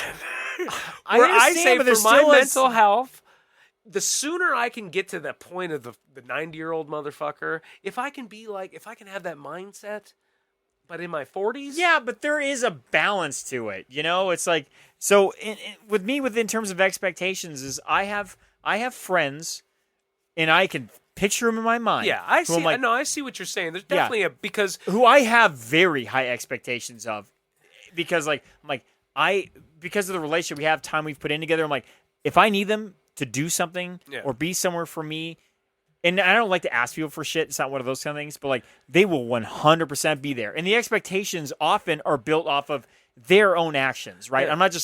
I'm not like, hey, John, let me just give you a list of the shit I expect you to do for me as a friend the rest of my life. It's like, it's one of those things that as I've gotten older, I've developed. You would get more mad at one of your like ride or die friends if they didn't do the thing, than say somebody else. Yes, exactly. Hey, you do that every fucking time. Yes. You know, and why not this time? Yes.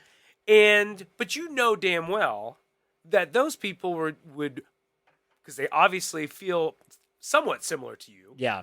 And they would give you an excuse.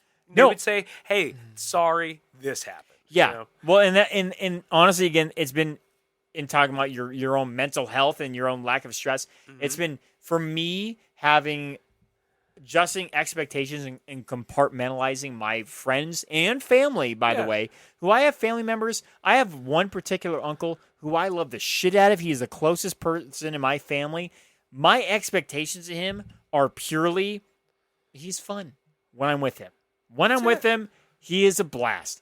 Beyond that, zero. I don't expect him to show up to a single thing. And that's the thing. You have people. You have different faces you put on as you interact with, different family members and things like that. You have different expectations for people. And the thing is, the more you get to know more and more fucking people in your life, you've just become more accustomed to just things being different. Of course. Now, and it doesn't. And it almost like relieves yourself of trying to control this thing. I think it's just not being rigid. You're right. It's just not being rigid in expecting and just knowing that people are different. But at the end of the day, you still have that expectation your ride or dies, Well, to be completely honest, my initial expectation of a person is always going to be the same, and it adjusts to that person's actions. So if I meet a new person, I'm like, this person's awesome. They're going to be my friend. I'm going to make them my friend. Yeah. And then I start inviting them to shit, and they're like, fuck, they're always late. Yep. They only show up once in a while. I'm like, time to start adjusting expectations here. Mm-hmm. I'm going to compartmentalize them as you know what? Maybe they'll come, and when they do, they're fun. Yeah. But at the same time, like, it kind of makes me sad because there's people who are like, I value so much as people, but I'm like, we're never going to be able to be that close. Yeah. Because you do not. And this, fuck it, they got shit in their lives, right? So this is, I don't know if this is a selfish perception or perspective, but it is what it is. I think it's important and as I've gotten older, I've seen this, like I've had this with friends, is I have friends that I only fucking talk to, every 3 months on the phone. Yeah. But I've maintained these friendships and they still are meaningful to me. And I think almost like, one of the best qualities I want in a friend is zero expectations of one another. Unless you go, it's almost impossible. But if you say you're gonna do something and don't do it, that's another thing. Yeah, I'm talking about like preconceived notions of things. You know what I mean? Yeah, for sure. So no, it's a good point because I like one of my, our good friends. He's my boy. Mm-hmm. It's like his initial response to any possible engagement of friendly activities is no. And for the first 17 years of our relationship, at least 20 response years, was me having to twist and fight and bite and get him and like do anything I possibly could to get him to hang out. But then like later in life, I'm like, what the fuck am I doing? And I feel like I think you feel like you have to have this like tier of friends. I don't want to. I want everyone But to you be at don't the need peak with me. But you Stand don't on need- top of the mountain. We're all not going to move in together. That's not going to happen, right? And as much as I know that's what you want us all to live in a little village. A I medieval do, and it's village unrealistic. Somewhere where And it's- everybody has a job I'm and growing, you fucking Kyle. tell us what to do. I'm growing. I'm growing, Kyle. I'm growing. Dude, if you had met me the year you met me, which is exactly how I was. If I really got to know you that year. Yeah, you just happen to, honestly, you caught me in the growth stage, baby. Because I'm telling you, man, if you had met me 2 years earlier, I would have fucking been on your ass. Because I'd be like, we're friends now. You have to show up, motherfucker. Why aren't you here? Yeah. That's what I was like. And I would guilt the shit You out know of my what, friends. though? The last time we had coffee It's 'cause I together, love them, though. I think I was there first. Just saying. See what you've done to me? See what you've done? Now I'm showing That's up a good early. quality to have. God, That's man. a good quality. No, man, I'm a cool guy. Show up late to smoke cigarettes. Talk about, Wait, no, man, let's I've be been completely to honest. jail. Let's be completely honest. Huh? Let's do something that the 11 would not appreciate, which is let's take one person from the 11, or that's Troy's in the 11. Yeah. Lance is certainly not. There's no way he listens to this. Of us four, if you had to rank the coolest to the least coolest, honestly, what would you Friends? do? Yeah. Of us four, who's the coolest? Like the coolest. Whatever cool So what means to you. constitutes? I don't know. That's your own personal. What constitutes cool? It's I want to have relative. a baseline cool. Like I'd say that most people not a real person. want to hang out with. No. People look up to. I want a I'm person. giving you a goddamn thing. What are you pushing back on? Give me a person, like an I don't actor, know. or just a I character. don't have in a movie. person. I'm giving you making it easier. I'm giving you a bunch of shit. John Wayne or something like that. Oh, I regret asking this question. I don't know. I don't want to make a fucking cool friend list, but okay, who's the coolest? Troy. Troy's the coolest. Yeah, that's what I was getting at. Yeah. This is Troy. I thought, man, I got real scared. And I'm like, I got to make a list. No, I'm like, I don't want to do this to my friend. It ain't that many people. It's 4 people. I see. I got really, Jesus. I got really uncomfortable. I could a tell. lot of I was like, oh my anxiety. God. I'm like, no. So I wanted to say. Anyways, yeah, that's why I'm going to therapy, man. I need to see a therapist. I actually, honestly, and this is probably why I need to see a therapist. I don't think I need to see a therapist. If you I don't think you that's the don't need to reason. see a therapist, is that the clearest sign that you need to see a therapist? And this is me not thinking I don't have any issues. Do other I'm just people think it? hyper aware. I have never been told I should see a therapist. Jamie does say You should get some help. no. She did that. That's a pretty clear see a therapist thing without saying it. No. It's more of like just cry, just open up your feelings and heart in love. And I'm like, I do, Jamie. When you're not looking in the darkness, Do you? I will. Yeah, the right commercial or the right movie. And I'm not trying to I'm like, it's one of those things where if we're watching a show or a movie and it's a cry moment, I'll be like, and I'll But let. when you do cry, do you feel like you like relieve yourself? Like do you feel like you're really getting some of it? You feel like a little lighter after that cry of watching Armageddon for the 15th time? I don't know. I don't know. To be honest, I don't feel like I have a big weight on my shoulders. Other than the only time I feel like I have a weight on my shoulders is when it's family drama, which doesn't last that long, Yeah. or I'm just stressing about geez, I got a very busy next week and a half. Mm-hmm. I can't wait for it to be over. But I feel like typically I don't carry a lot of shit with me for the most part. I think. I'm sure if I saw a therapist, she'd make me cry in 30 seconds because I feel like that's their only job is to make you cry. I can see how uncomfortable even just asking small questions about you. You got very uncomfortable. Do I? I feel almost- like I'm pretty. I feel almost like I'm got pretty looks and be open like, with you. Shouldn't be talking about this right now, Bubba. No. I feel like overall I'm pretty. I'm pretty open about I've tried to be very introspective. I think you're very open about specific things. I think things that this is also a podcast, so I don't know where you're going to go with this. Normally other things. I'm not. This is the third one, so I don't know where you're going. Oh, you know where I'm going. Well, buddy. I ain't going everywhere. I'm going back to when the little kids were touching you back when you were in third grade. I liked it. No, but like, I have no doubt it would probably provide some sort of value. But like, I have certain people in my life. You are one of them, by the way. Mm-hmm. You are one of them.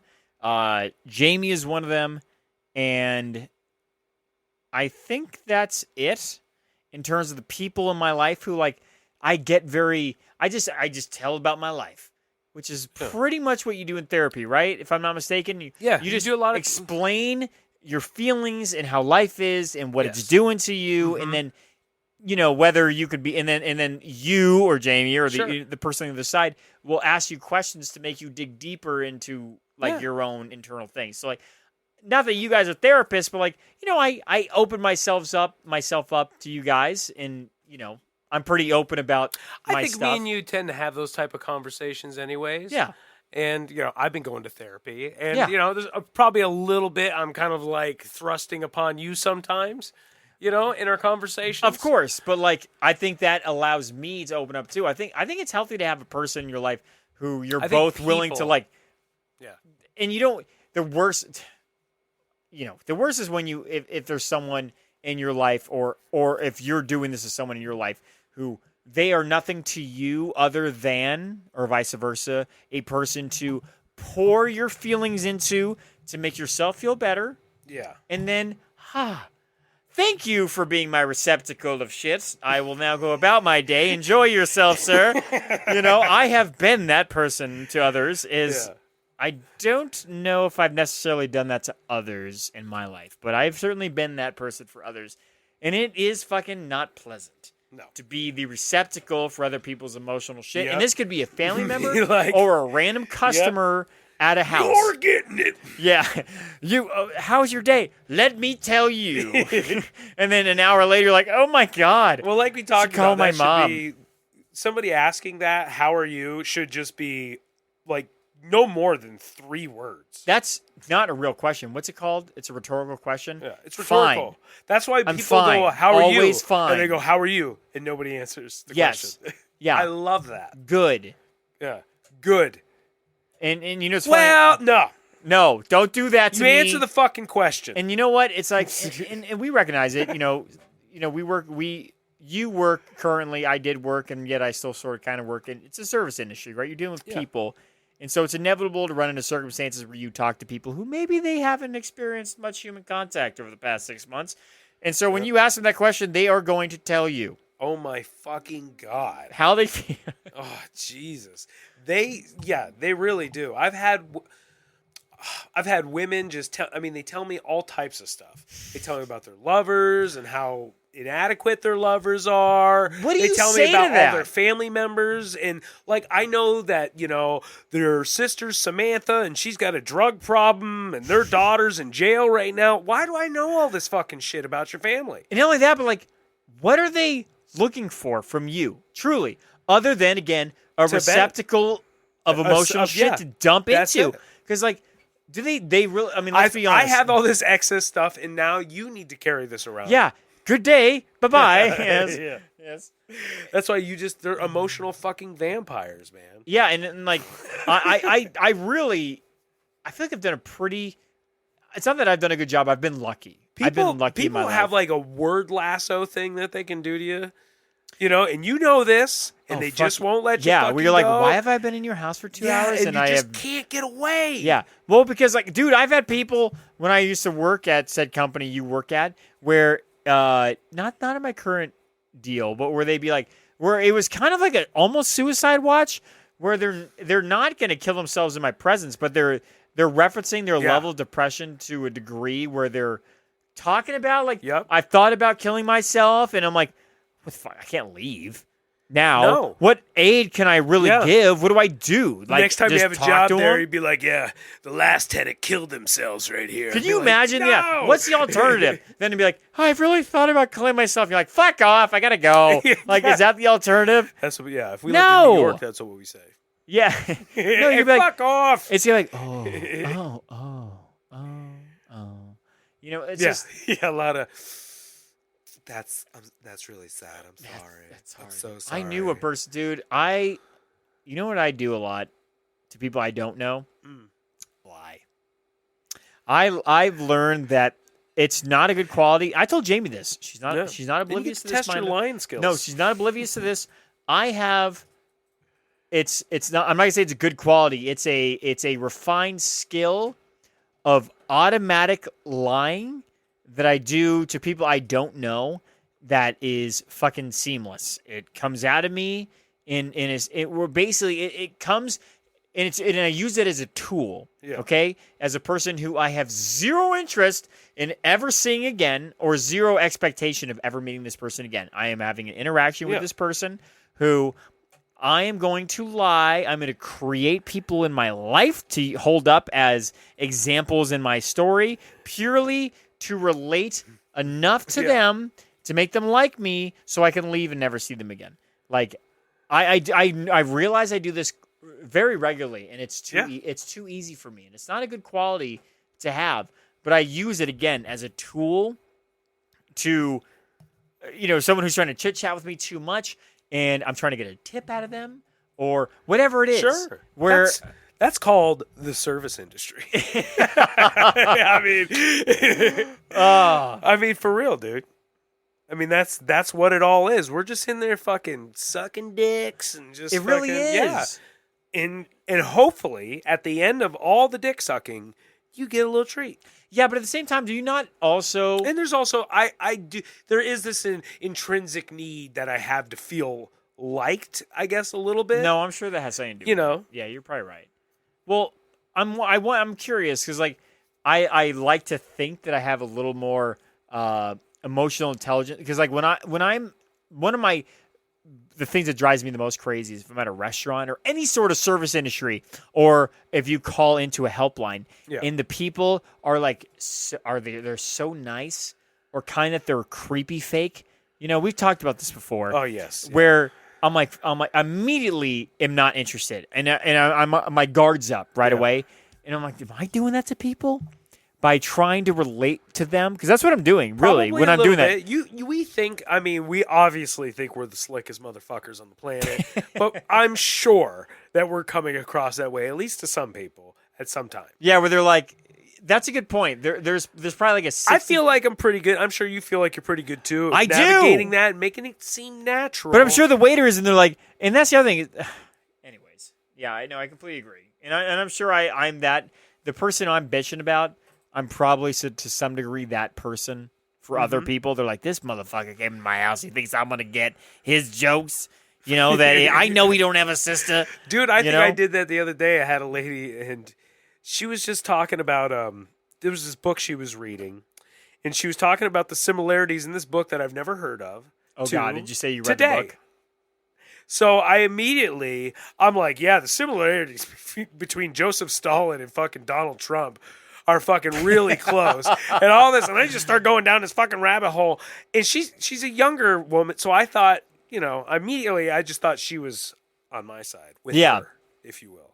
Oh no! Did you read this room really I know wrong? I could tell as I was going, and she was just looking at me, and I could just, while I'm saying it, I'm like, oh, and then I'm like, and have a nice day, and I walk out the fucking door. What's funny? That's humbling, right? You're like, I read that so wrong. Yeah. That is not the way that she read that whole... My most mortifying moment, just for me, it was... So I go into this guy's house. It's a black guy. Big black guy. Yeah. And we started talking about cops or something like that. So I'm just sitting here going down this... Just assuming he's going to share my opinion. Yeah, you're stereotyping is what you're doing. Of course. And I'm just sitting there just running my fucking mouth, and he goes, hey, Kyle, I'm a chief of police. No. Oh, God, I'm so uncomfortable listening to this story. And I just went, And I tell you what, that guy did call me back, and I went right back to his house and fixed his fucking problem, man. I was just like, yeah, we didn't talk much this. But you know what? There's an example of like expectations, right? You had an expectation, and you went balls to the wall, baby. But you know what is? You know that's two failed experiences out of 1,000. Mm-hmm. You know, maybe let's just say a couple hundred, right? Yeah. Where you're like, more often than not, you read the temperature of the room correctly, and it works out for you in a positive manner. Every once in a while, you get it really wrong, and it's super embarrassing. Very uncomfortable. But more often than not, you're right. You know, so it's my dad. It's your dad. Hey, Dad. It's 9:38. Doesn't he know that I'm in the middle of a very important business meeting with my partner, Kyle? Fucking you and all your business meetings, man. I'm in a meeting. Like, what fucking meeting? Dude, let me tell you. Like, I found myself, like, when I get calls for, like, the window and solar cleaning stuff, people call me. I'm always in a business meeting. This podcast is brought to you by Clear as Day Solar and Window Cleaning. We charge way too much. Nah, man, they charge good-ass prices That's right, and shit. They come out to your house. They clean that shit. Anyways, go ahead. It's good. Yeah, but I tell people all the time that I'm in a business meeting, and I'm like, what possible? I know that if I was the person on the receiving end of that text message, I know, based on where my mind goes, I'm like, what possible business meeting could you possibly have? Yeah. You're the only person there. Yeah, I know. Well, you got multiple people on your business card. They are, but they do not. One of them is completely disconnected from the business. Like we said with strangers, as far as the strangers are concerned, we've got an office. It's true. And we've got 8 people, but only one guy cleans the fucking windows. No, there really is a dude. I'm telling you, like when I give people pricing, everything's we, us, plural, right? So like they're not calling me for my pricing; they're calling us for our pricing. Yes. Why? Because we're a big business. There is a buffer when you do that. Yes. It is not so much as a me and him / her, conversation. Yep. They're messaging the business as a whole, which is a plurality. It's me plus the staff. Little do they know, I am 98.2% of the time the only person who will ever come to your home. Yet in my Facebook and all these things, there was multiple people. There's all this stuff.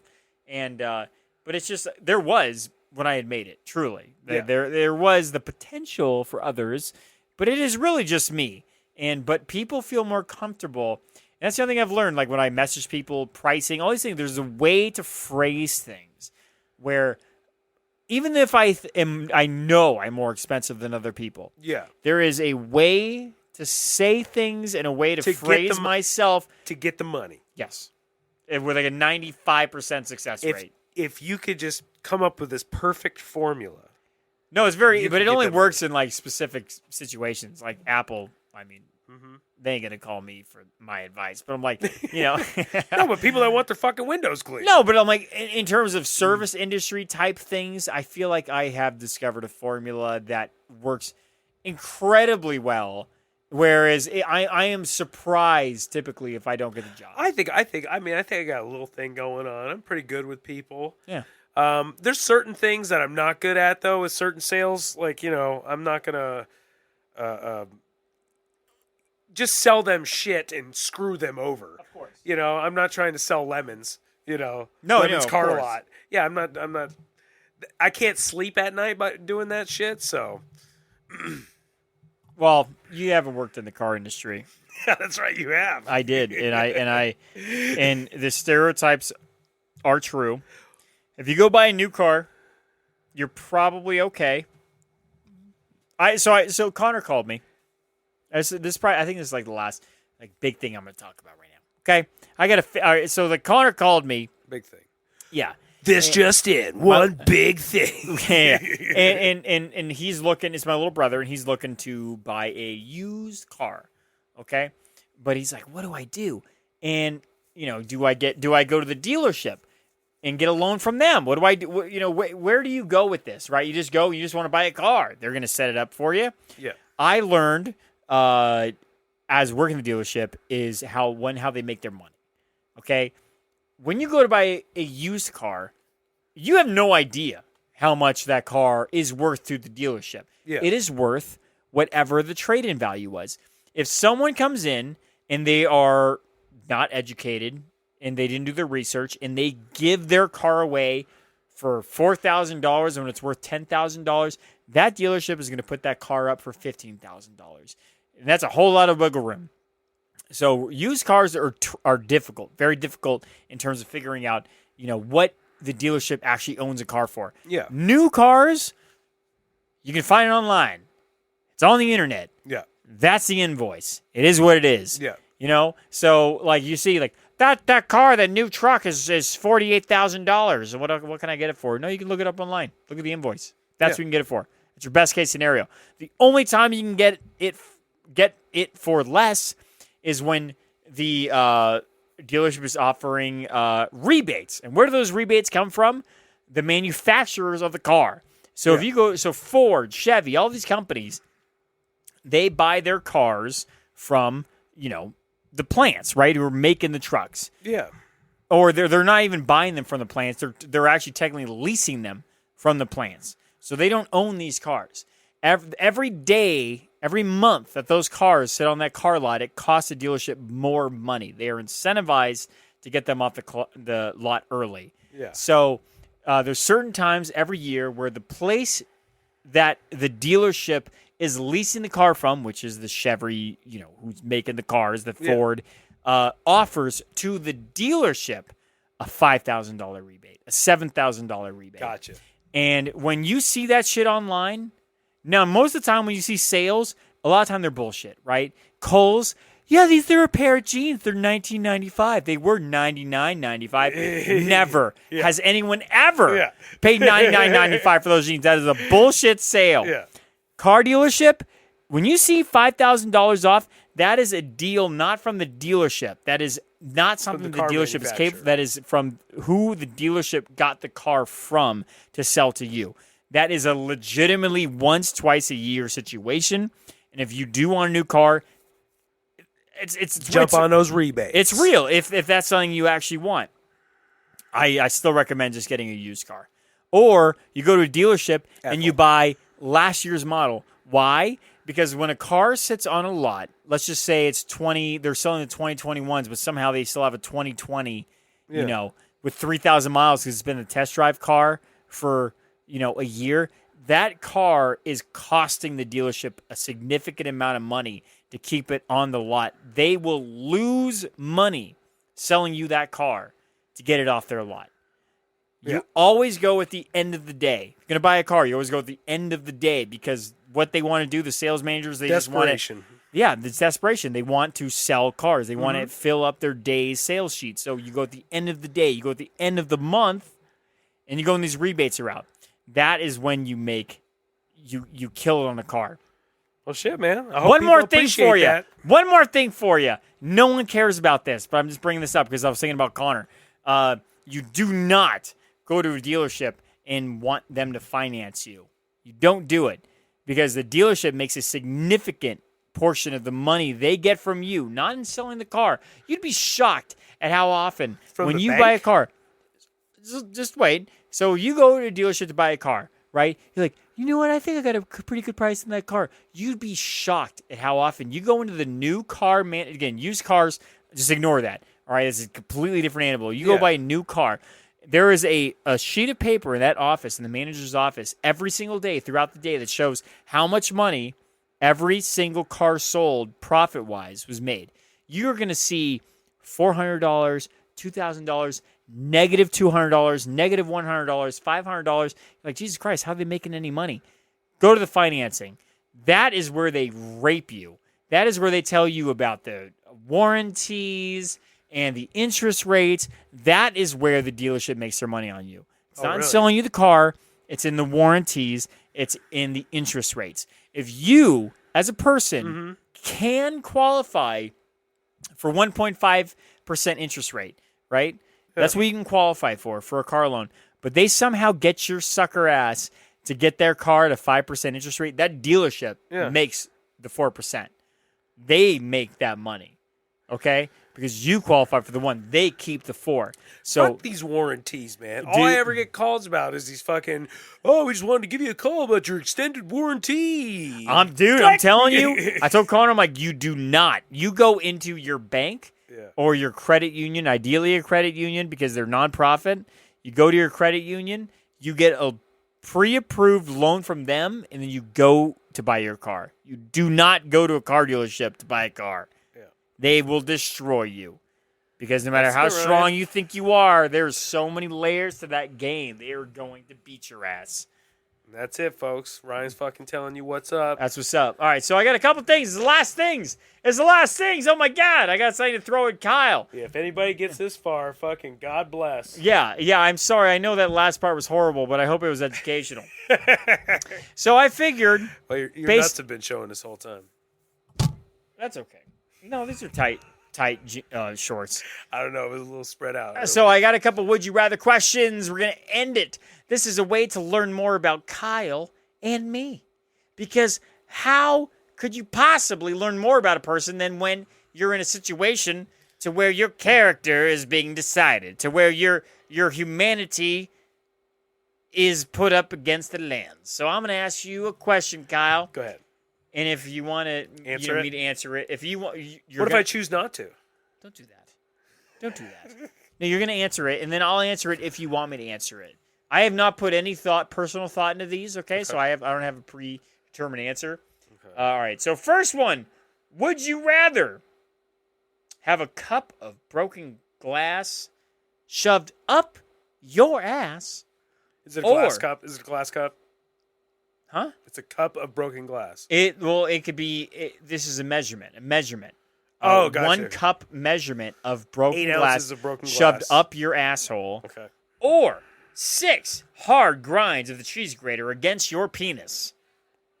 6 hard grinds? And you do not get to do it. Another man who probably doesn't like you gets to take a cheese grater to your dick 6 times. I'll do the fucking asshole thing. Whatever. I'm not grating my dick. Fuck that shit. That just made me cringe thinking about it because it visualized it and go fuck yourself for that. Go ahead. Next question. All right. Would you rather have sex with Joe Biden or George Bush? And I need to know why, Kyle. Joe Biden. I mean, I'd fuck George Bush. Why? He's more lively, you know. Isn't that crazy? He was the president like 20 years ago. Yeah, I hated his ass too. But in a just purely sexual way, I would have to say George Bush. He paints. Oh, you think he's more creative in the bedroom? Some southern charm. Do you think a painter's creativity extends to the bedroom? Yes. I think it can. I think it can do the opposite too. What's the opposite? I can make all in their head self-conscious, just very awkward. What? What are you talking about? Being an artist. You're saying that they'd be less sexual in the bedroom because they're more... Yeah, less sexual, yeah. Well, that's or the opposite. But I'm saying, in most cases, more sexual. What do you think Joe Biden is like in bed, to be completely honest? I don't know. When's the last time you think he had sex? Let me ask you something that you have no possible information on. Guess. Do you think it's more likely that the most recent experience for him has been sex or masturbation? Sex. Really? For sure. I don't think he's fucking jerking it. Sex over... I guess who takes Viagra to jerk off, right? Yeah. He's 80. Does that even work like His that? His sexual desire is probably... Not? Nothing. I'm sure he does have sex with his wife, and I bet that's the last time he busted a nut. And really? I bet he took... I don't think that... I feel like it's probably been a very long time since I feel like he's definitely jerked off. See, this is something... You know what? I don't understand Google. You at all. No, that is not something you can Google. If you can Google that, we're going to get in trouble. You Google that from a VPN. Do not do that. Somebody knows this. Other than them. Yeah, like the chief Joe of staff, Biden, maybe. Mrs. Biden. Yeah, I don't see chief that. Of staff be like, oh, here they go again. I have a hard time imagining like that he can still get up for Mrs. Biden. Isn't she like a she's a doctor, but she's like a home medicine doctor. What's it called? The primary care doctor. Like a DO, a homeopathic She's just the doctor. one who, like, you know how many nutsacks she's probably touched before? Legitimately? Yeah. Lots. I have had my nuts touched by one female doctor. She's got to be unfazed. She by used a popsicle the nuts stick. bother her 0. Yeah. Anyways. Okay. I don't know if I'm satisfied with your answer, but it's okay. All right. Would you? This is the. You are controlling. It's like, even if I don't say the answer you're like. No, but I'm you're being like, honest. Why? I'm being honest. I'm just saying I don't know if I agree with it. Okay. You're like, why? Okay. All right. I don't know who I'd have sex with. Which of those two? Anyways. All right. Who would you have? No, real quick. Joe Biden. Did you pick Joe Biden? Or George W. Bush? George W. Bush. You did make the G dubs. You said the dub, right? Yeah, I Okay, think I would not do. I think I would do Biden because I feel like he's a little meaner in that he might have like I feel like there's like some darkness to him. Oh. There's definitely a darkness to Bush, but Bush is like, I feel like he's a little dense. You know what, though? You're right. I feel like Biden might be down for some nasty shit. Dude, Biden's a touch. You know what? I bet Biden fucks, dude. Yeah, dude. I see Bush as like a missionary 100% of the time. 100% missionary. Yeah, Boring. Biden, I feel like, does shit that, like, Fuck yeah. he makes sure his Secret Service is Especially blocking if the we're windows. going to, like, say in their heyday, Biden all day. By the Well, way. because Biden was dabbling in, like, racial stuff, so he's probably doing things that, like, multicultural orgies, baby. Yeah, I feel like he would do some questionable things. Yeah, and he was there during all of it. Yeah. All the errors. Yeah. The beatniks, the hippies, the Yeah, I goths. just feel Bush was rich forever. Biden just was not rich forever, but he just lived an entire life of being in politics, which is super creepy to me in a way. But if I'm going to have sex with someone, I'd want him to be kind of creepy. Well, guys. No, we have one more question. We have one more question. Let's make it quick. Okay. All right. Would you rather do this is the last question. I'm sorry for everyone. This is not appropriate for anyone. Would you rather take a shot of, this is a shot glass. Shot glass. By the way. Okay. 1 ounce. 1 ounce. Is it an ounce? Is that Well, right? it's more like an ounce and a half. All right, an ounce and a half of your mother's period blood Jesus. or your dad's. What the fuck? What the fuck? What does the matter with you? or What's your, the or your, was it period blood or what? What was the other one? Your dad's semen?